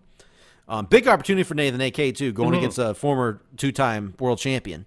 But, man, I have lost a lot of confidence in John as far as showing up. But the wins are still there, dude. I'm looking at his profile right now. Wins. He still gets all the wins, man. His last loss, obviously, he lost to Legit Boss for the world title. Didn't get a rematch because he no-showed. So we will see what happens here. The whole thing is he going to show up? If he does show up, he most likely will get the win. I'll be honest. I like Nathan, but, man, you're going against former 2-time champ. But the question is, will he show up? And lastly, we have the Finn versus Modstep. Yep. This is just big opportunity for Finn, like we've been saying. Huge opportunity for Finn. We'll see how Modstep reacts to a loss to Redhead. He got laid out and got bloodied at the last show. I've been there. Yep, he got bloodied at the last show. The Finn, He's got a win. He's coming off of a win after coming off of a loss with the best of 5 series. So he's rebounded pretty strong so far. A win here would be huge. And a win here for both these guys. These guys both need some wins, and they're going to move right up the card here. So this is a really good don't sleep on this match here. This could be a really good match. And we could see some possible big stuff out of both these guys in the future. Now, we've got a lot of undercard matches. I don't know if we can really cover those. I'm gonna look through them and see if there's any that stick out to me. The ones that you made for reasons, because Fear Me and Peanut, that's kind of fun. Wookiee and Captain Charisma, Accelerator TB666. Yes, but, you had ideas for some of these, but it's like a lot of these, like I said, no offense to anybody, but it's to get you on the card. New guys working up, making a name for himself. That's not like all new guys. I've faced Rab on the pre-show on the last one, so it happens. Yeah, it's just where you end up sometimes. So there's nothing against being on the kickoff show. Goddamn, the Beer Me Jesus is on the kickoff show, which has been brought into question, but it's not because of Beer Me Jesus. It's because of his opponent Peanut. Peanut brings him down just a little bit, as Peanut does. Yeah, as Peanut does, always does. But this should be a fun match for Beer Me Jesus. I think he is looking forward to it, even if he's not on the main card. That should be a lot of fun. Kind of basically just how Warden went against Kyoko, which brought him down, even though he did land on the main show. It's kind of the same scenario, going against a lesser opponent to have fun. But don't you get upset. Don't you dare get upset, because it could end up being upset of the year. But either way, it should be a lot of fun. Is the other matches that I'm looking at, we have a tag team match, Matt Zion and Rab going up against CM Carlito and Super Hippo. CM Carlito and Super Hippo have really struggled as of late, and in the year 2018 as a whole, they really need to get some wins under their belt if they're trying to make it into the Tag Team Championship Classic, because there's only going to be 8 teams in that, and these guys need some wins. They just need wins, and going against Matt and Rab, it is a easier win, I should say, but not guaranteed.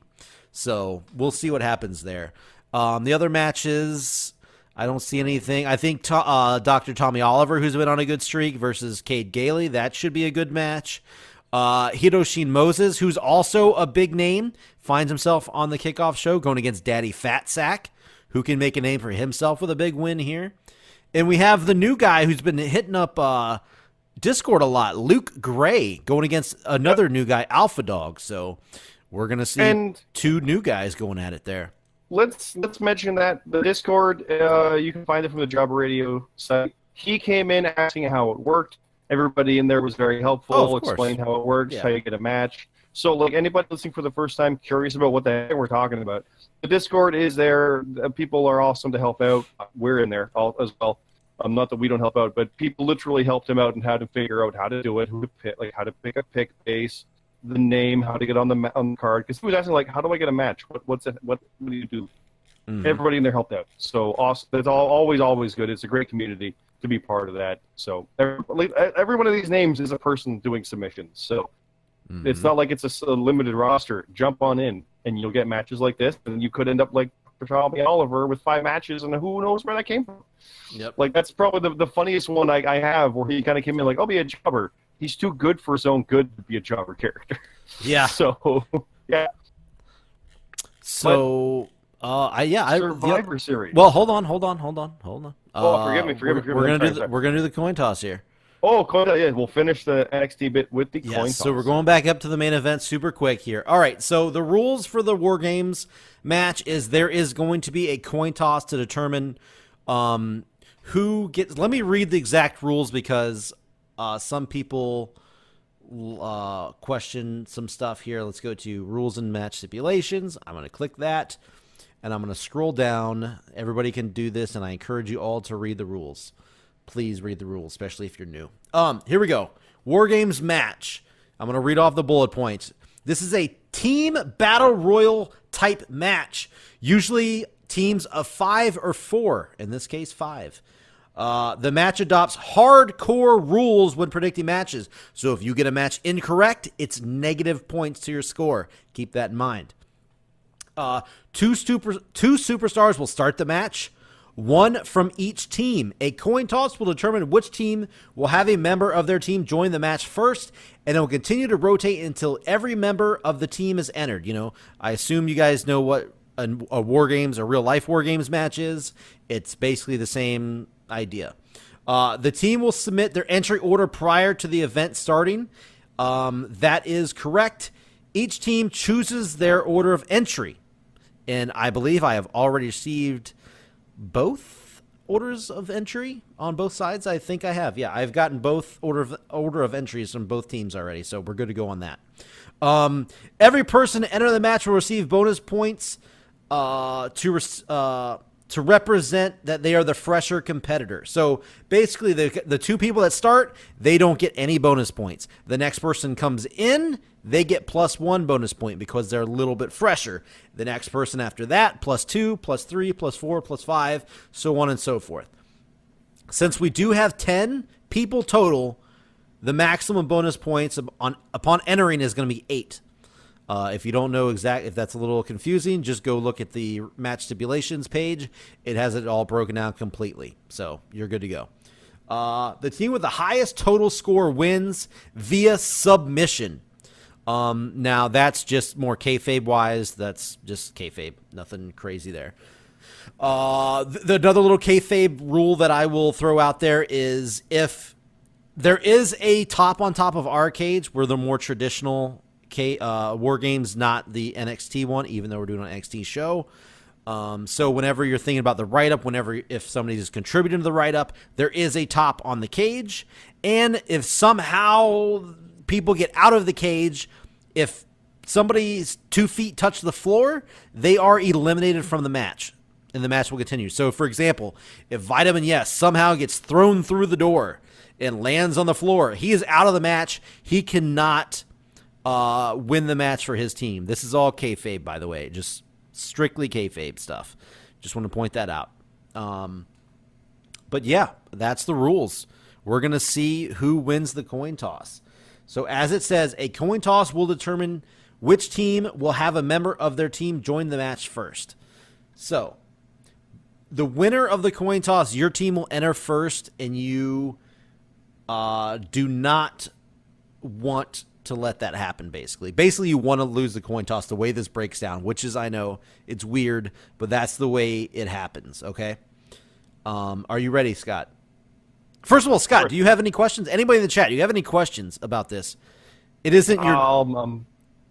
No one's asked anything for the chat yet. There's a Survivor Series question, so we'll get to that in a minute. Okay, but do you have any questions? Not really, no. You mentioned it's submission only for the end. Yeah, that's just kayfabe. For story, okay. Yeah, not submission match stipulations. That's not the case. So the whole point of this one is really just like cleaning up the feud. There's no bragging rights beyond bragging rights. Like no victory or anything towards Survivor Series or anything else. This is just this is just a domination in the war. Yeah, this is just to blow off to their little mini feud that they had going between these two. No, groups. I'm good. Okay, so we're gonna flip the coin here. Do you have a coin flipper? I'm looking to see if I actually have. Just if you got a real coin, you can do a real coin. If you want to go to a website which I use for, best in the business, I think it's just flipacoin.com. This is gonna be pretty funny.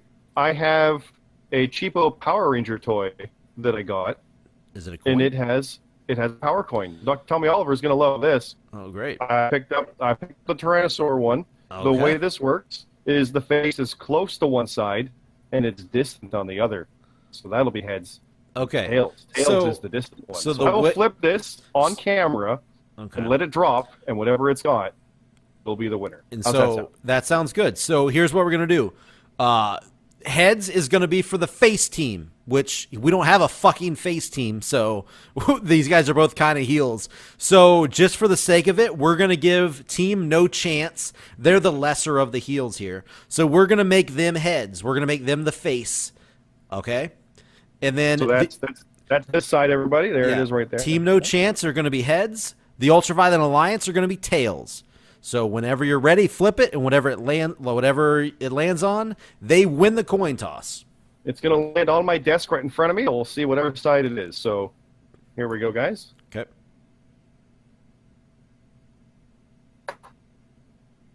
It is tails. Tails. Okay. It is that the distant means side. That Tails means has won. Ultraviolent Alliance has won the coin toss, so they will enter the match first. So tail side won. As far as points go and bonus points, that will actually benefit Team No Chance. I know it doesn't make sense, but that's how it happens. That's how it works, people. They end up with the last entry. The way it works is the first team. The thought process is the team advantage is the first one to get a 2-on-1 advantage. Yep. What all that means is they have a 5-on-4 advantage, but the last person coming in, is the fresh. fifth person on that team, gets the plus whatever more Plus than 8. anybody else's. Yeah, it's plus 8. Yeah. So it'll work out. It'll work out. Yes. Because that person could have really bad picks and get eliminated, like in the Battle Royals and Royal Rumbles and stuff. It could just be like, that's nice. You're late. You're tossed anyway. So, yeah. So basically, the Ultraviolent Alliance, they won the coin toss. They will enter the match first. And this will benefit Team No Chance because they enter the match last, meaning they have the fresher superstars. And there you go. That is how it goes. I will not reveal the entry order, but that's for the write-up. That's more fun for that. Yeah, that'll be for the write-up. So there you go. But so now we have. I was going to jump right to Survivor Series. Go for it. Yeah, go for it. No, go for it. Well, Survivor Series, we do have some match revelations new as of this recording. Okay. Because you literally told me to refresh the page, and I just did it again. Yeah, it's just a couple kickoff show stuff, but yeah. So we'll talk about those, then we'll get to the main Survivor Series matches, because that's the key of it here.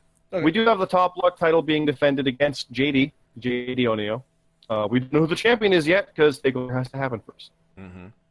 We have the Road Warrior title being defended against the Finn. So the Finn kind of, the best of 5 loss still benefited him and his matches since, so he still gets a shot here against whomever the Road Warrior champion is. So that's what you said about the Finn. Like, this was a star-making performance. He still gets a shot. It's not a world title shot like Ash got, but what if he gets the Road Warrior title just like Ash got the world title? What could happen here? Mm-hmm. Speaking of Ash the world title, non-title match against Modstep. Yeah, that's a big match too. Yeah, this is just a straight one-on-one. Modstep has been making big waves, as we've talked about. Can he topple the world champion in a non-title match? Again, it'll speak leaps and bounds for what the sky's the limit for him if he can beat Ash here. And it's really just going to be a fantastic match, I think. I think this is going to be one of the good ones. Now, there's a marquee match that, like you said, you've been working on and people have been putting in with Kev versus that guy Jack. Yeah. Obviously, this is a no-brainer as far as Daddy King explodes. Yeah, Daddy King facing off against each other here. No telling what's going to happen in the write-up. But I will say this is just another one of the featured matches in the next match into their little feud that they got going on. So we'll see what can happen. We kind of already broke down what's been going on between the two. So who's going to get that win in this one-on-one match? Will it be the end or will it just be a continuation? We will see at Survivor Series. We also have the Hebrew Hammer versus Vitamin Yes. Yep. Again, no stories going to this match. Again, kind of the theme for Hebrew Hammer as of late, just getting high-profile matches on the main cards here.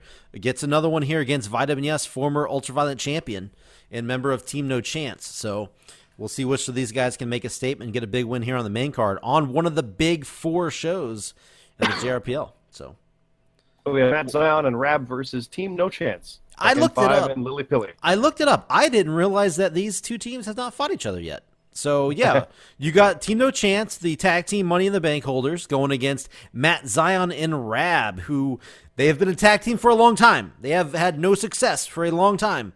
We will see if that changes at Survivor Series. And there you see a blank match next. That is basically left over because I don't know what's going to happen with the Top Block title match. I don't know where Cross is going to go. I don't know where Victory Green's going to. I know where he's already in the Victory Green is already in the Survivor Series match. this is some of the stuff I want to talk about. Let's talk about Victory Green super quick. If Victory Green beats Cross, say Victory Green beats Cross at WarGames. Takeover. Yeah. He will have to pull double duty here at Survivor Series. He will be in the main event as well as in a one-on-one match against JD. So that is a rough night there. So how does that work points wise? What do you do with that? Nothing done. Yeah. Well, that's like there's already. The top block match. The top block match. He'll get top block stipulation as far as the title goes. But that doesn't count for him in his main event, obviously. So that's really rough for his picks because he's got to pick picks based on having a top block title match. Yeah. But those same picks apply in a normal match. Correct. Yes. That is rough. So yeah. That's real tricky. Again, that is if he beats Cross. That is if he beats Cross at Takeover. Yeah. If he doesn't, this will be Cross versus JD, and Victory will just compete in his main event match, and that's that. When it comes to the Road Warrior, kind of the same deal with GMSG. If GMSG beats, who the hell was I giving that match to earlier? 3J. So if 3J wins, 3J will go against Finn, regular match, nothing crazy there. But if GMSG beats 3J at TakeOver, he will pull double duty. He will be in the Road Warrior title match facing the Finn and in the Survivor Series match with his team. So there you go. So that's both of those titles in the same kind of boat, same scenario. The champion, if they defend at NXT, they will pull double duty the next night. And basically the leftover guys will probably get that last match on the card. That's why I have that empty right there. So that works. Now you've got a few pre-show matches, a hardcore match with Brandon 23, the Alpha Dog, and Wrestling Ferrara. Yeah, I wanted to just get. I want to give the younger guys, the newer guys, just a stipulation here, just to see where they go with it, see how they do. So there's not a whole lot. This is just kind of an exhibition match to see who can get a hardcore win. See if we got any promises in the hardcore division. Maybe we'll see.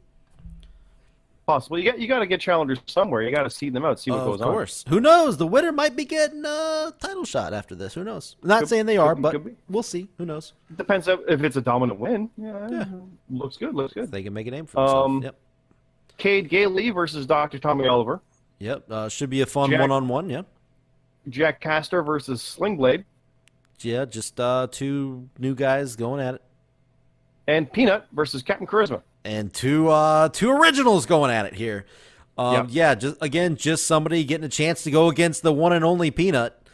So one and only Peanut. That's what he calls himself. So, yep. Yeah, so pretty much just a featured match there. Should be fun. A lot of the rest of the card isn't filled out yet.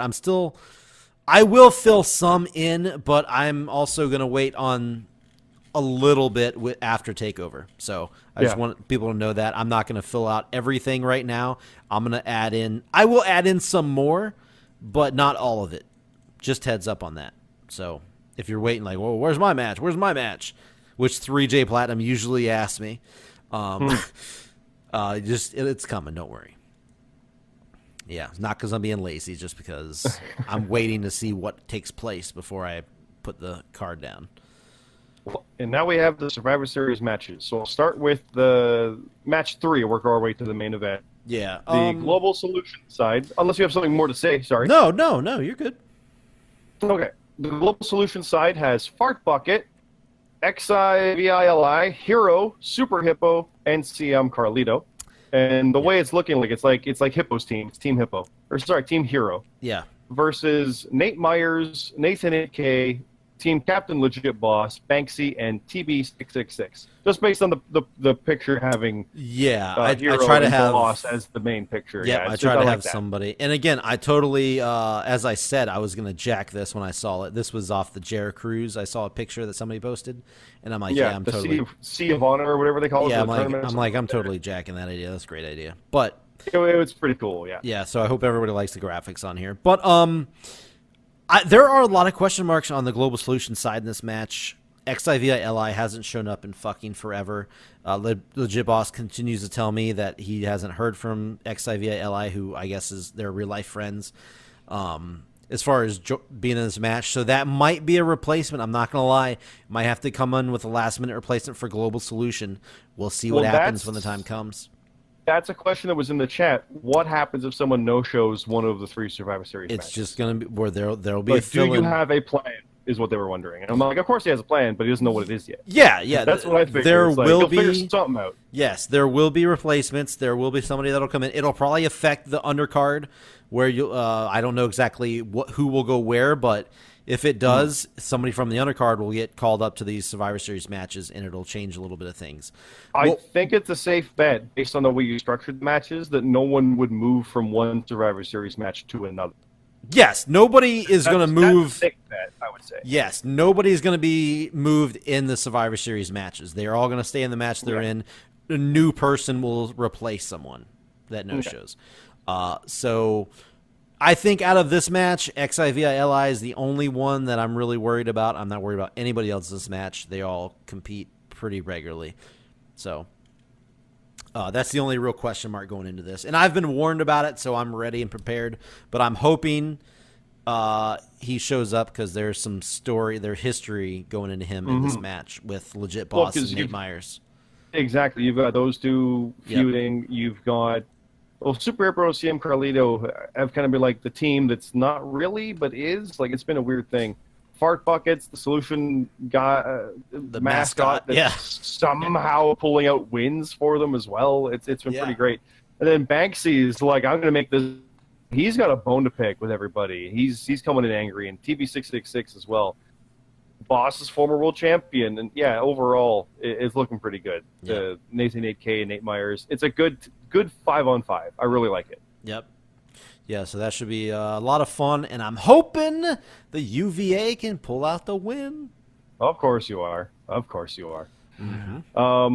Now, the question here, that's match 3. So is that the first one or the last one to get the pick if they were the winners overall? They will be the first. They will make the winner, the person that gets a select out of that match 3 there will do TLC. They'll get their pick at TLC.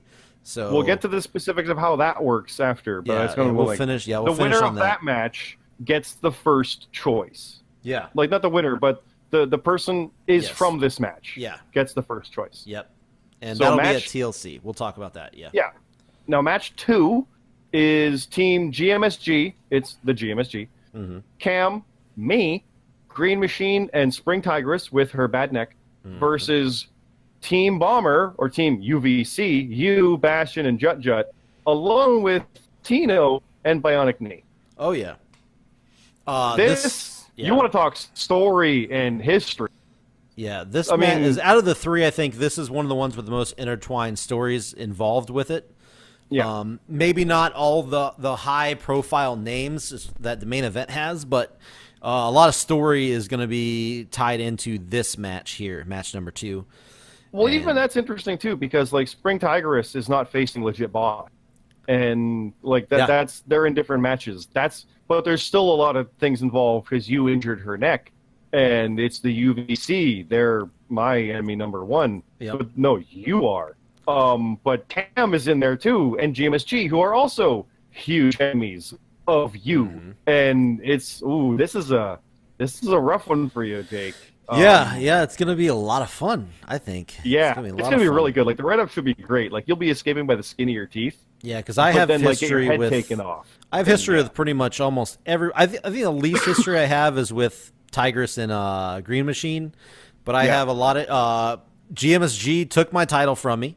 He beat me. We've faced each other twice, 1-on-1. He's beat me both times.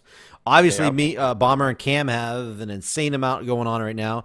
And a year ago, by the time this show happens, is when you turned on me in the last Survivor Series match and Lee put me through the table there. So and somehow I became one of the biggest faces after all the craziness that happened through all that. So there you go. Yeah, well, I'm a tweener, but you know what I mean. Like, I had the biggest big reactions. So I love that. But who never would have saw this outcome from that? But yeah, it's been a year for some of this, and Like me, like getting in there, like Tino and Bionic Knee.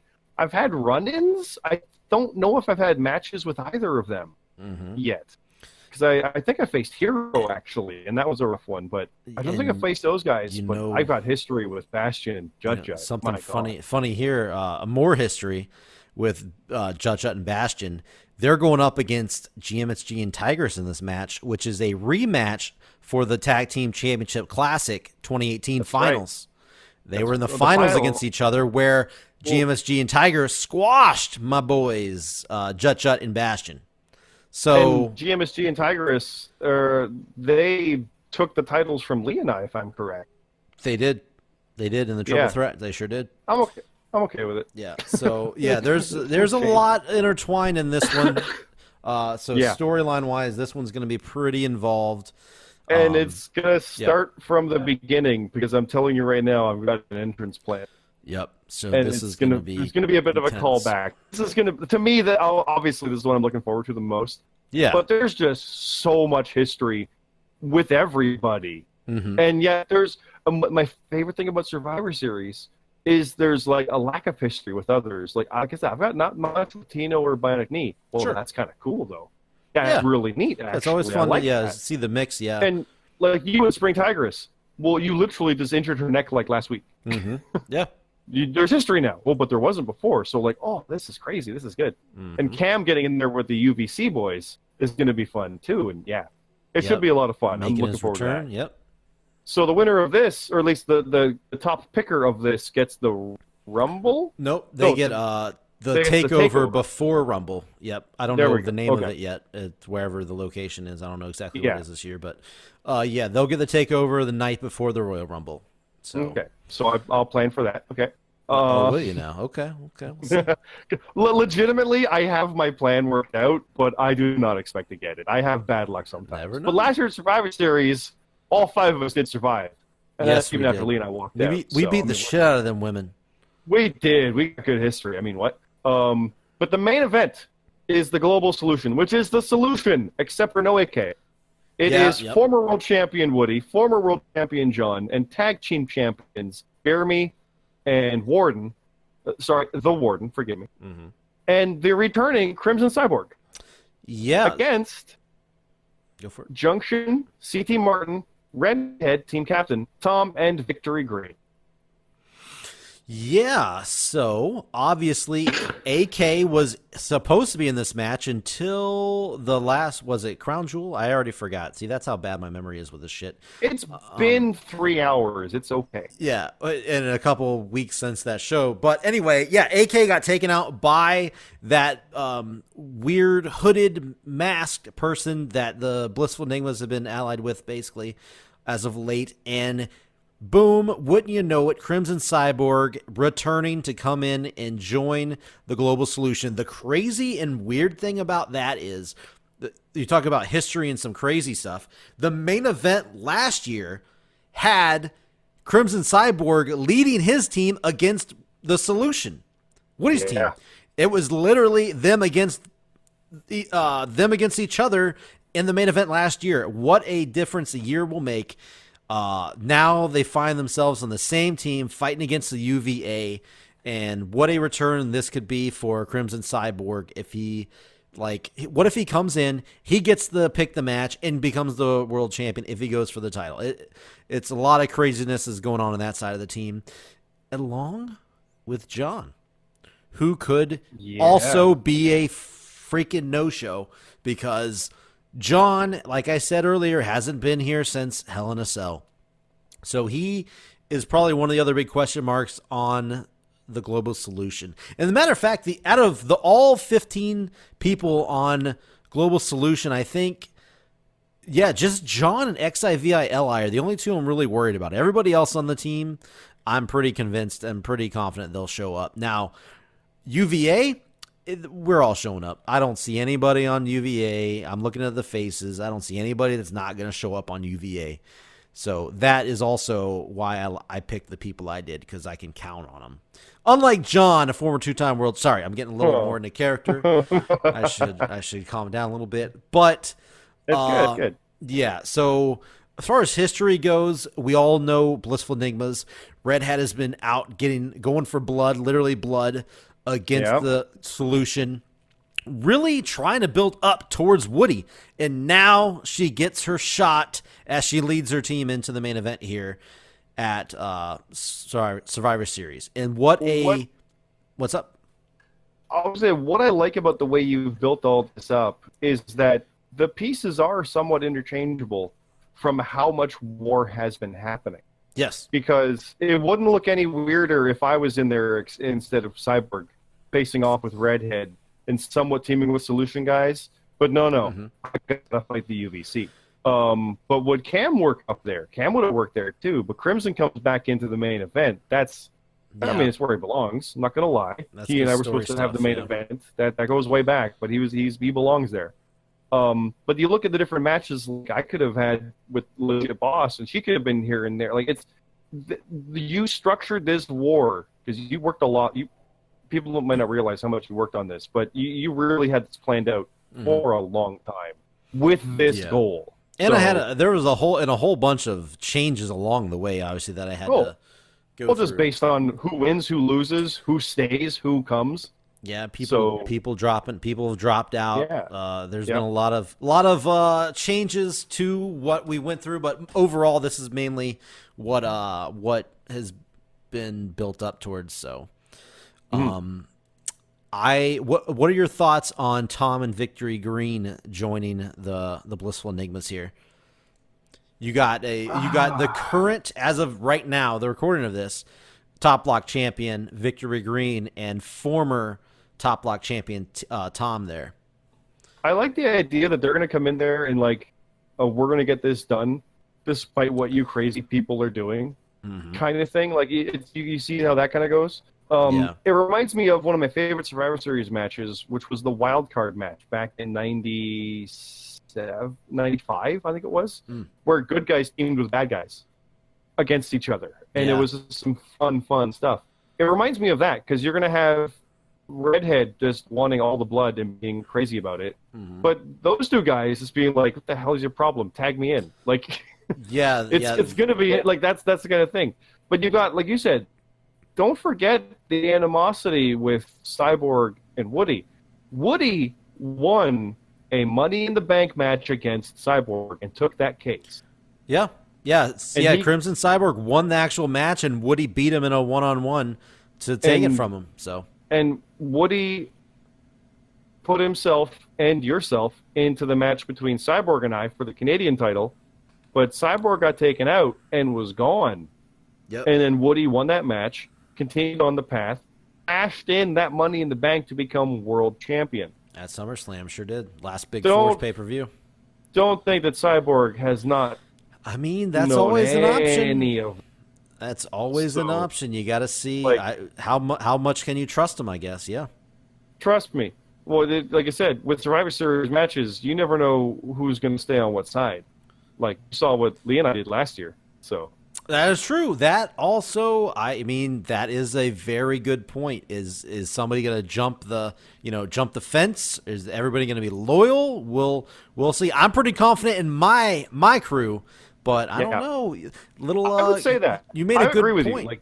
You. Like, I think your guys are pretty solid on that. Yeah, all my guys are pretty good heels, and they hate everything. So I think we're good on staying. But I think they know that if they win for your side is the boss's side, and that's scratch my back, scratch yours. And that's good. Yeah. The global solution is literally fighting for power. Yeah.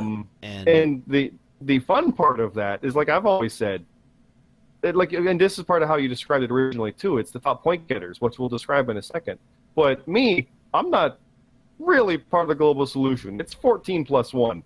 I'm in there for my own goal. Yeah, Bomber, storyline-wise, Bomber pretty much put Scott in to kind of hurt the global solution. He's done a lot of Bomber's done a lot of things to try to slow down the global solution. Put the Warden in Warden or Beer Me Jesus going up against awesome hooded motherfuckers, having them the losers can't team again. We saw how that went. Put you in the group to try to cause a rift between you and Woody. Yeah, Yeah. Bomber's trying to. He's done a lot of things too. Well, you put Fart Bucket on the team for crying out loud. And yes, and he's put the mascot Fart Bucket, who no one wants on his team. He said, you know what? He's been getting wins. You guys been helping him out. You guys are so big on Fart Bucket. Guess what? He's just as much of your team as anybody else is. Yep. So, but I've even done in my promos. It's like, okay, so I have 5 opponents, but I don't care about you 4 on my side either. You know, stay out of my way. But that's not even sitting in the promo. I did a live promo, by the way, which is in the Discord. It's literally a case of like everybody's finally catching up to this war that I started a year ago, and he's gone. It's about time you caught up. So it's like, yeah, this is some fun stuff. I am on my own in this because we'll talk about this now. The winning side, it's like a Raw SmackDown thing. Yeah. If the UVA win all 3 matches, they win the war. If they win 2 and the Global Solution win 1, they still win the war. But how it's going to work is whatever side wins the war, the top point getter of that winning side will get that match 1, 2, or 3 we mentioned at TLC, TakeOver, and Rumble. So even if, say, the UVA win match number 1 and match number 2, but not the main event. Say Woody's team wins the main event. Yeah. But Victory Green still is the top point getter. He gets the shot. Correct. Yep. Because he's on the winning of the war side. Yes. So basically, obviously, you want to win your match, but even if you win your match and you lose the war, it's like, you know how the phrase, you won the battle but not the war. You have to win the war. Winning the battle's good. It's good to get a win, Survivor Series win, but if your team wins and your other 2 teams lose in the war, you don't get to pick the match. So that's just how it works.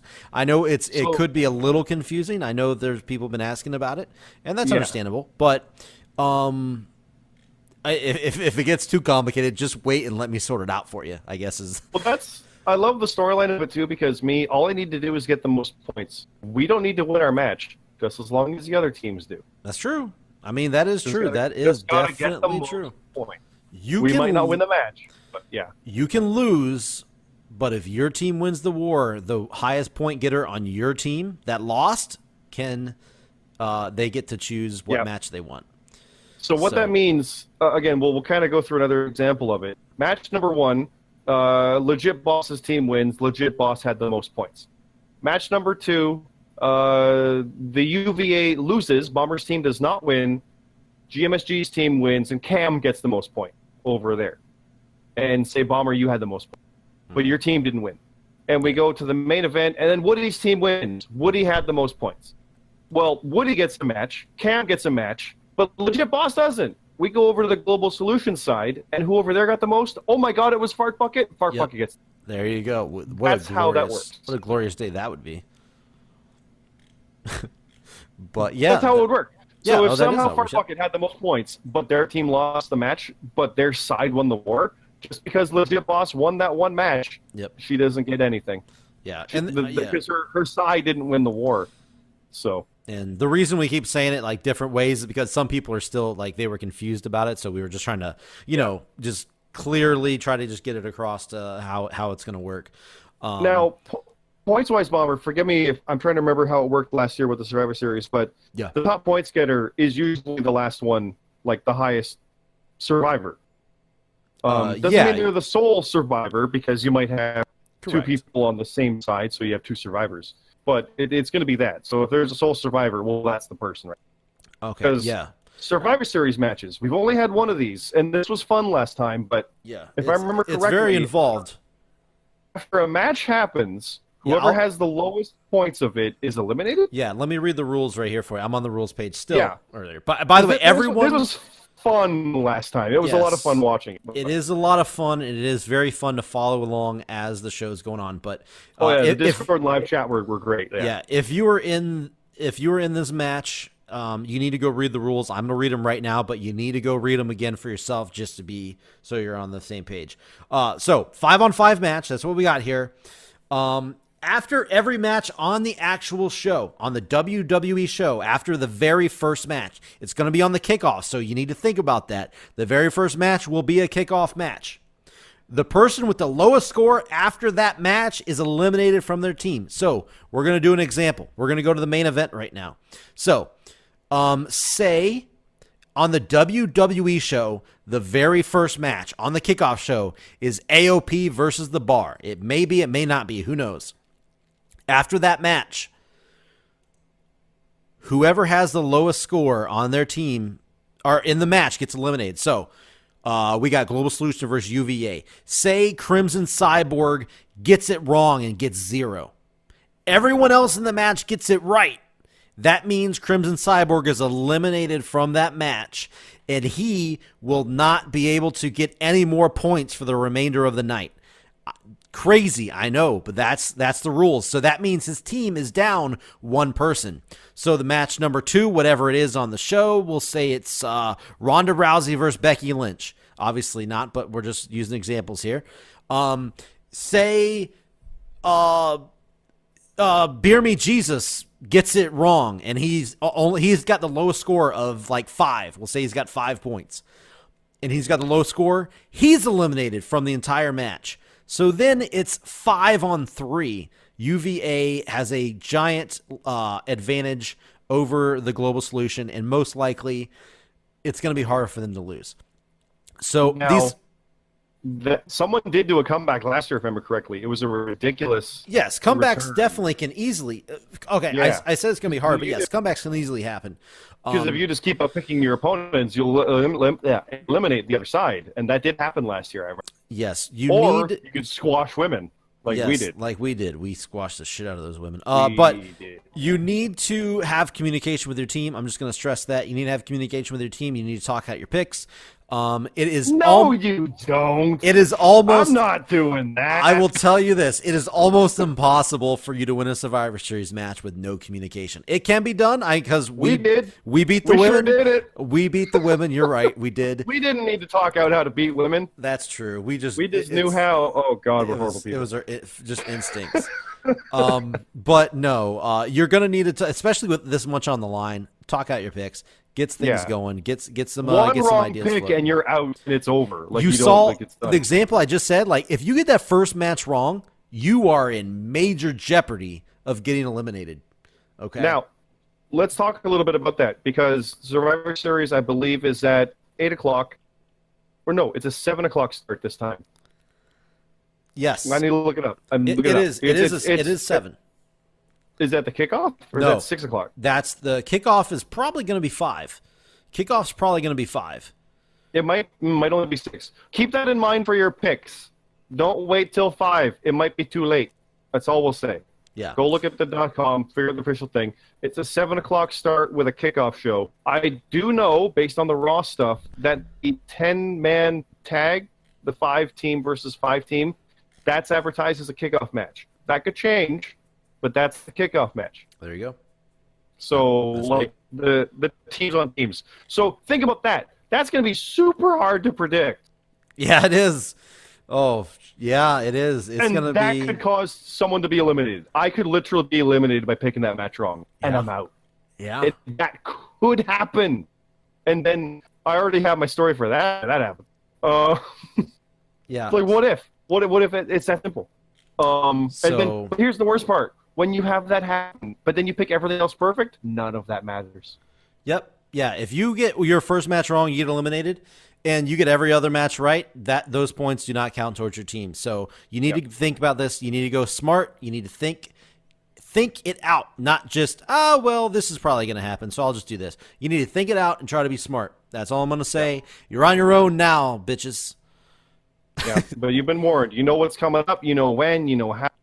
This is how it works. There shouldn't be any more confusion. If there is, we're going to tell you to go listen to the 3rd hour of this recording, and it's that. And I will say this. Can't stress that enough. I will say this, if there is, because, this match is a little more involved. It can be a little bit confusing. I understand that. So I'm trying to think of, like, FAQs that people will probably ask. Well, I got one for you. Okay. What if there's a tie for lowest? If there's a tie for lowest. If there is a tie for lowest, no one is eliminated. Okay. That was the rule we used last time. If there's a tie, tie, what if 2 people got 0? is what it is. If right? two So people what do get you 0, nobody gets eliminated that match. It goes to the next There you match go. in line. That's Perfect. what happens. It's a long card, so that there's plenty of room for that. Yeah. So here's the thing that I wanted to a couple other questions that might come up. What happens if you get to the end of the match and not everybody on their team's eliminated? That's fine. It's just it goes to the total score. It goes to the score. You don't have to lose. You might end your match with the other team hasn't been completely eliminated, which is perfectly normal. It just goes to points. That's all I'm going to say there. And you'll storyline out the eliminations from there. Yes, it's kayfabe. Everybody gets eliminated, but not in real life, I guess. If that's probably not real life's the right word, but Yeah. you know what I mean. Well, it can happen. That happened last year. Yes. But there was another match that had a sole survivor as well. Like that can happen too in the live stuff. So it can be nuts. Like, yeah. The other question that might come up. Okay, say I got eliminated third, and I had 15 points when I got eliminated. Do those 15 points count towards my team? Yes. Those points count towards your team, but no points after that. When you get eliminated, the rest of your points do not matter. We already talked about that. But you keep whatever points you get before you get eliminated. Make sense? Yep. Yep. Okay. So just stress that. You earn whatever points you get towards your team before you get eliminated. I can't. Can you think of anything else? Any other questions somebody might have? And that makes sense from kayfabe. Like anybody that you eliminated is still eliminated. Sure. But then now you are. Yeah. Think of it that way. Yeah, it was like that last year, and it's going to be like that again. I don't think there's any rule changes at all from last year. Everything went pretty smooth.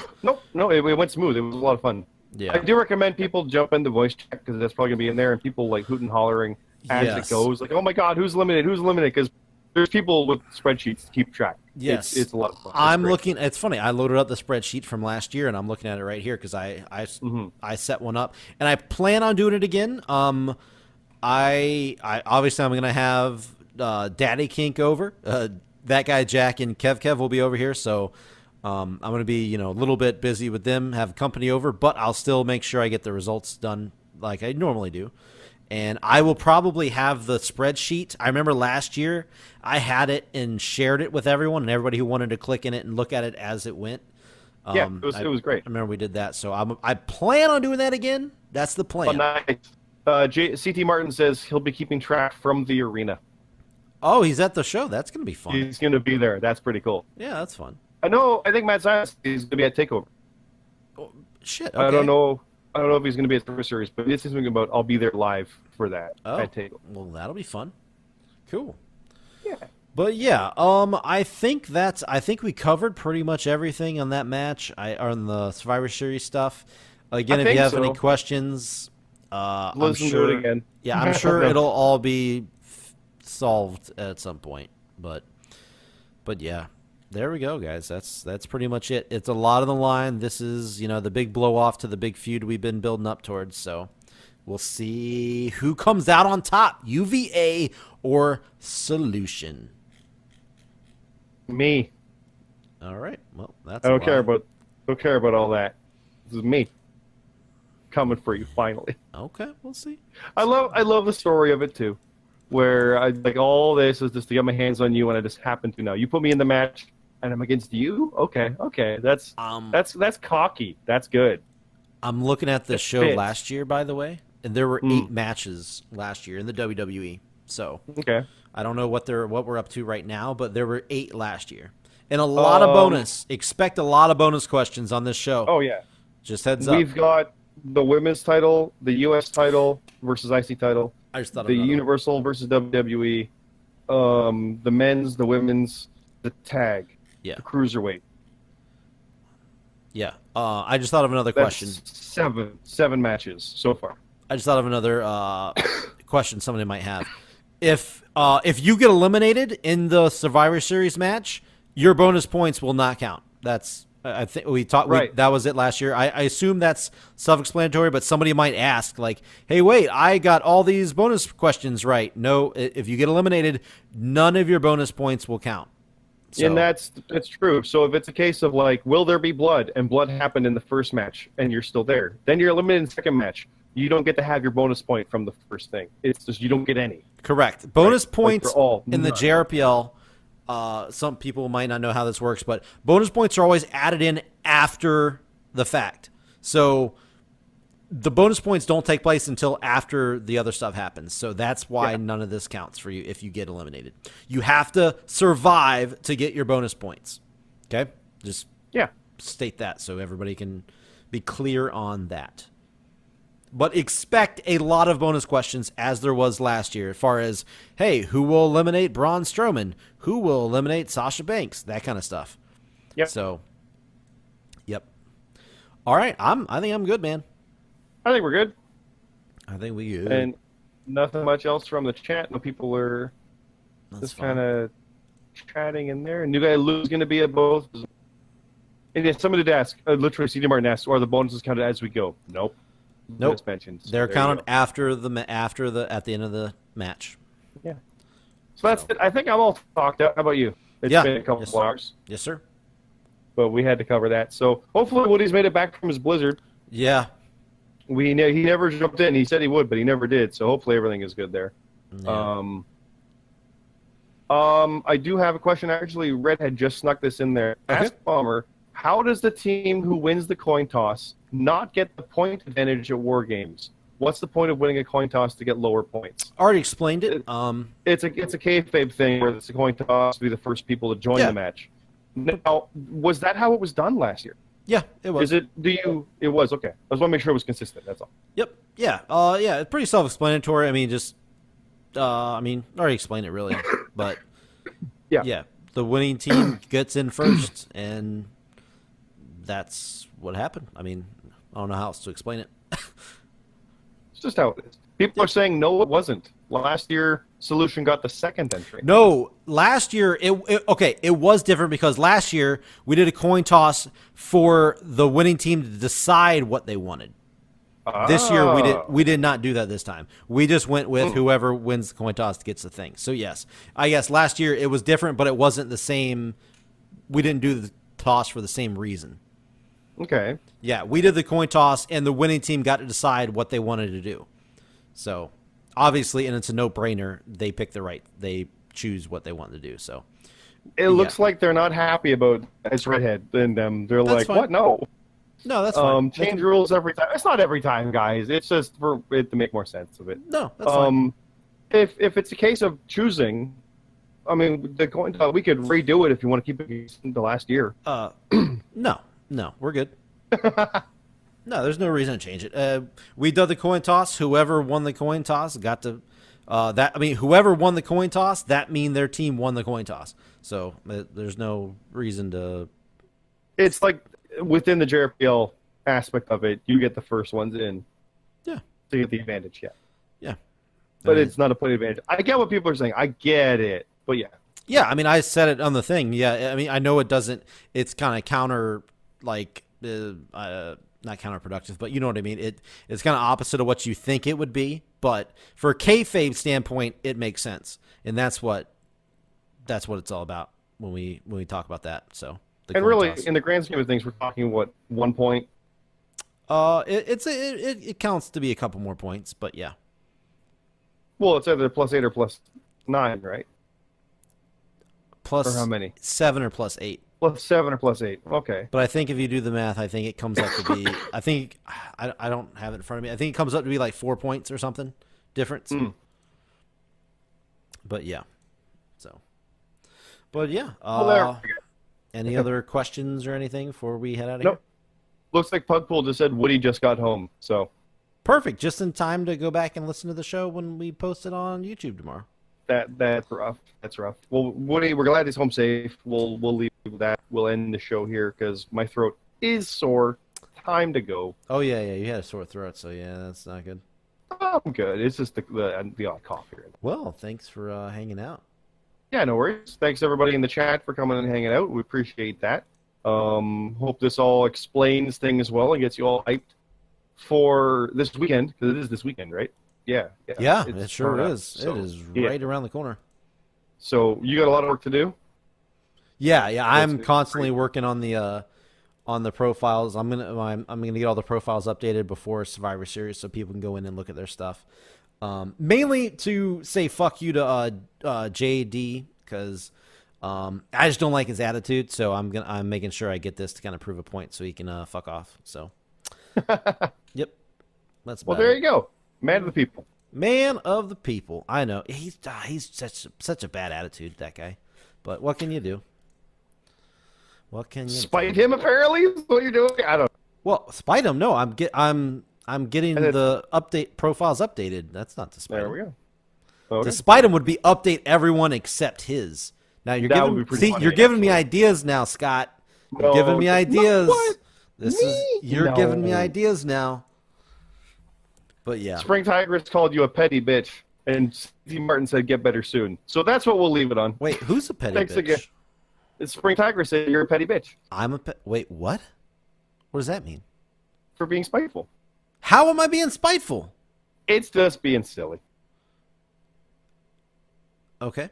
It doesn't. No, it's not legit. It's not legit. It's just being I was about to say it doesn't make sense. So yeah. No. Anyway. Well, it's a speed. They're being silly. It's all good. Okay. But no, again, guys, thanks again. It's been like 3 or 4 hours. It is jobberradio.com. Check out the Discord. Sign up if you're not part of it. You know you want to be, because you can be part of this discussion, all this fun stuff. And Spring Tiger's confirmed. She's just joking, so it's all good. I'm going to tag you, Bomber, because my throat's about to go, so you can close it out. All right. Yeah, no, just everybody, good luck. We will be careful with the deadline for Survivor Series. You need to get in there and get them done before. It's probably going to be 4 p.m. Eastern time because of, you know how their big 4 shows go. So get in there, make sure you get them in early and everything's good to go. Best of luck to everybody, and let's close out 2018 with the bang. I know it's not the very end of 2018 yet, but this is the last big show of the year. This is the war. Yeah. It's the war. Yeah, and even if you're not in the war, this is still the big 4 show, the last big four show of the year. You got to make a big statement here if you want to try to get some jobbies, which are coming out at the end of the year. And we'll talk about that later on. But yeah, that's all I got. Guys, good luck to everybody, and we'll see you guys on the next episode. And yeah, go long live the UVA. Long live the UVA. I'm taking you all down one by one.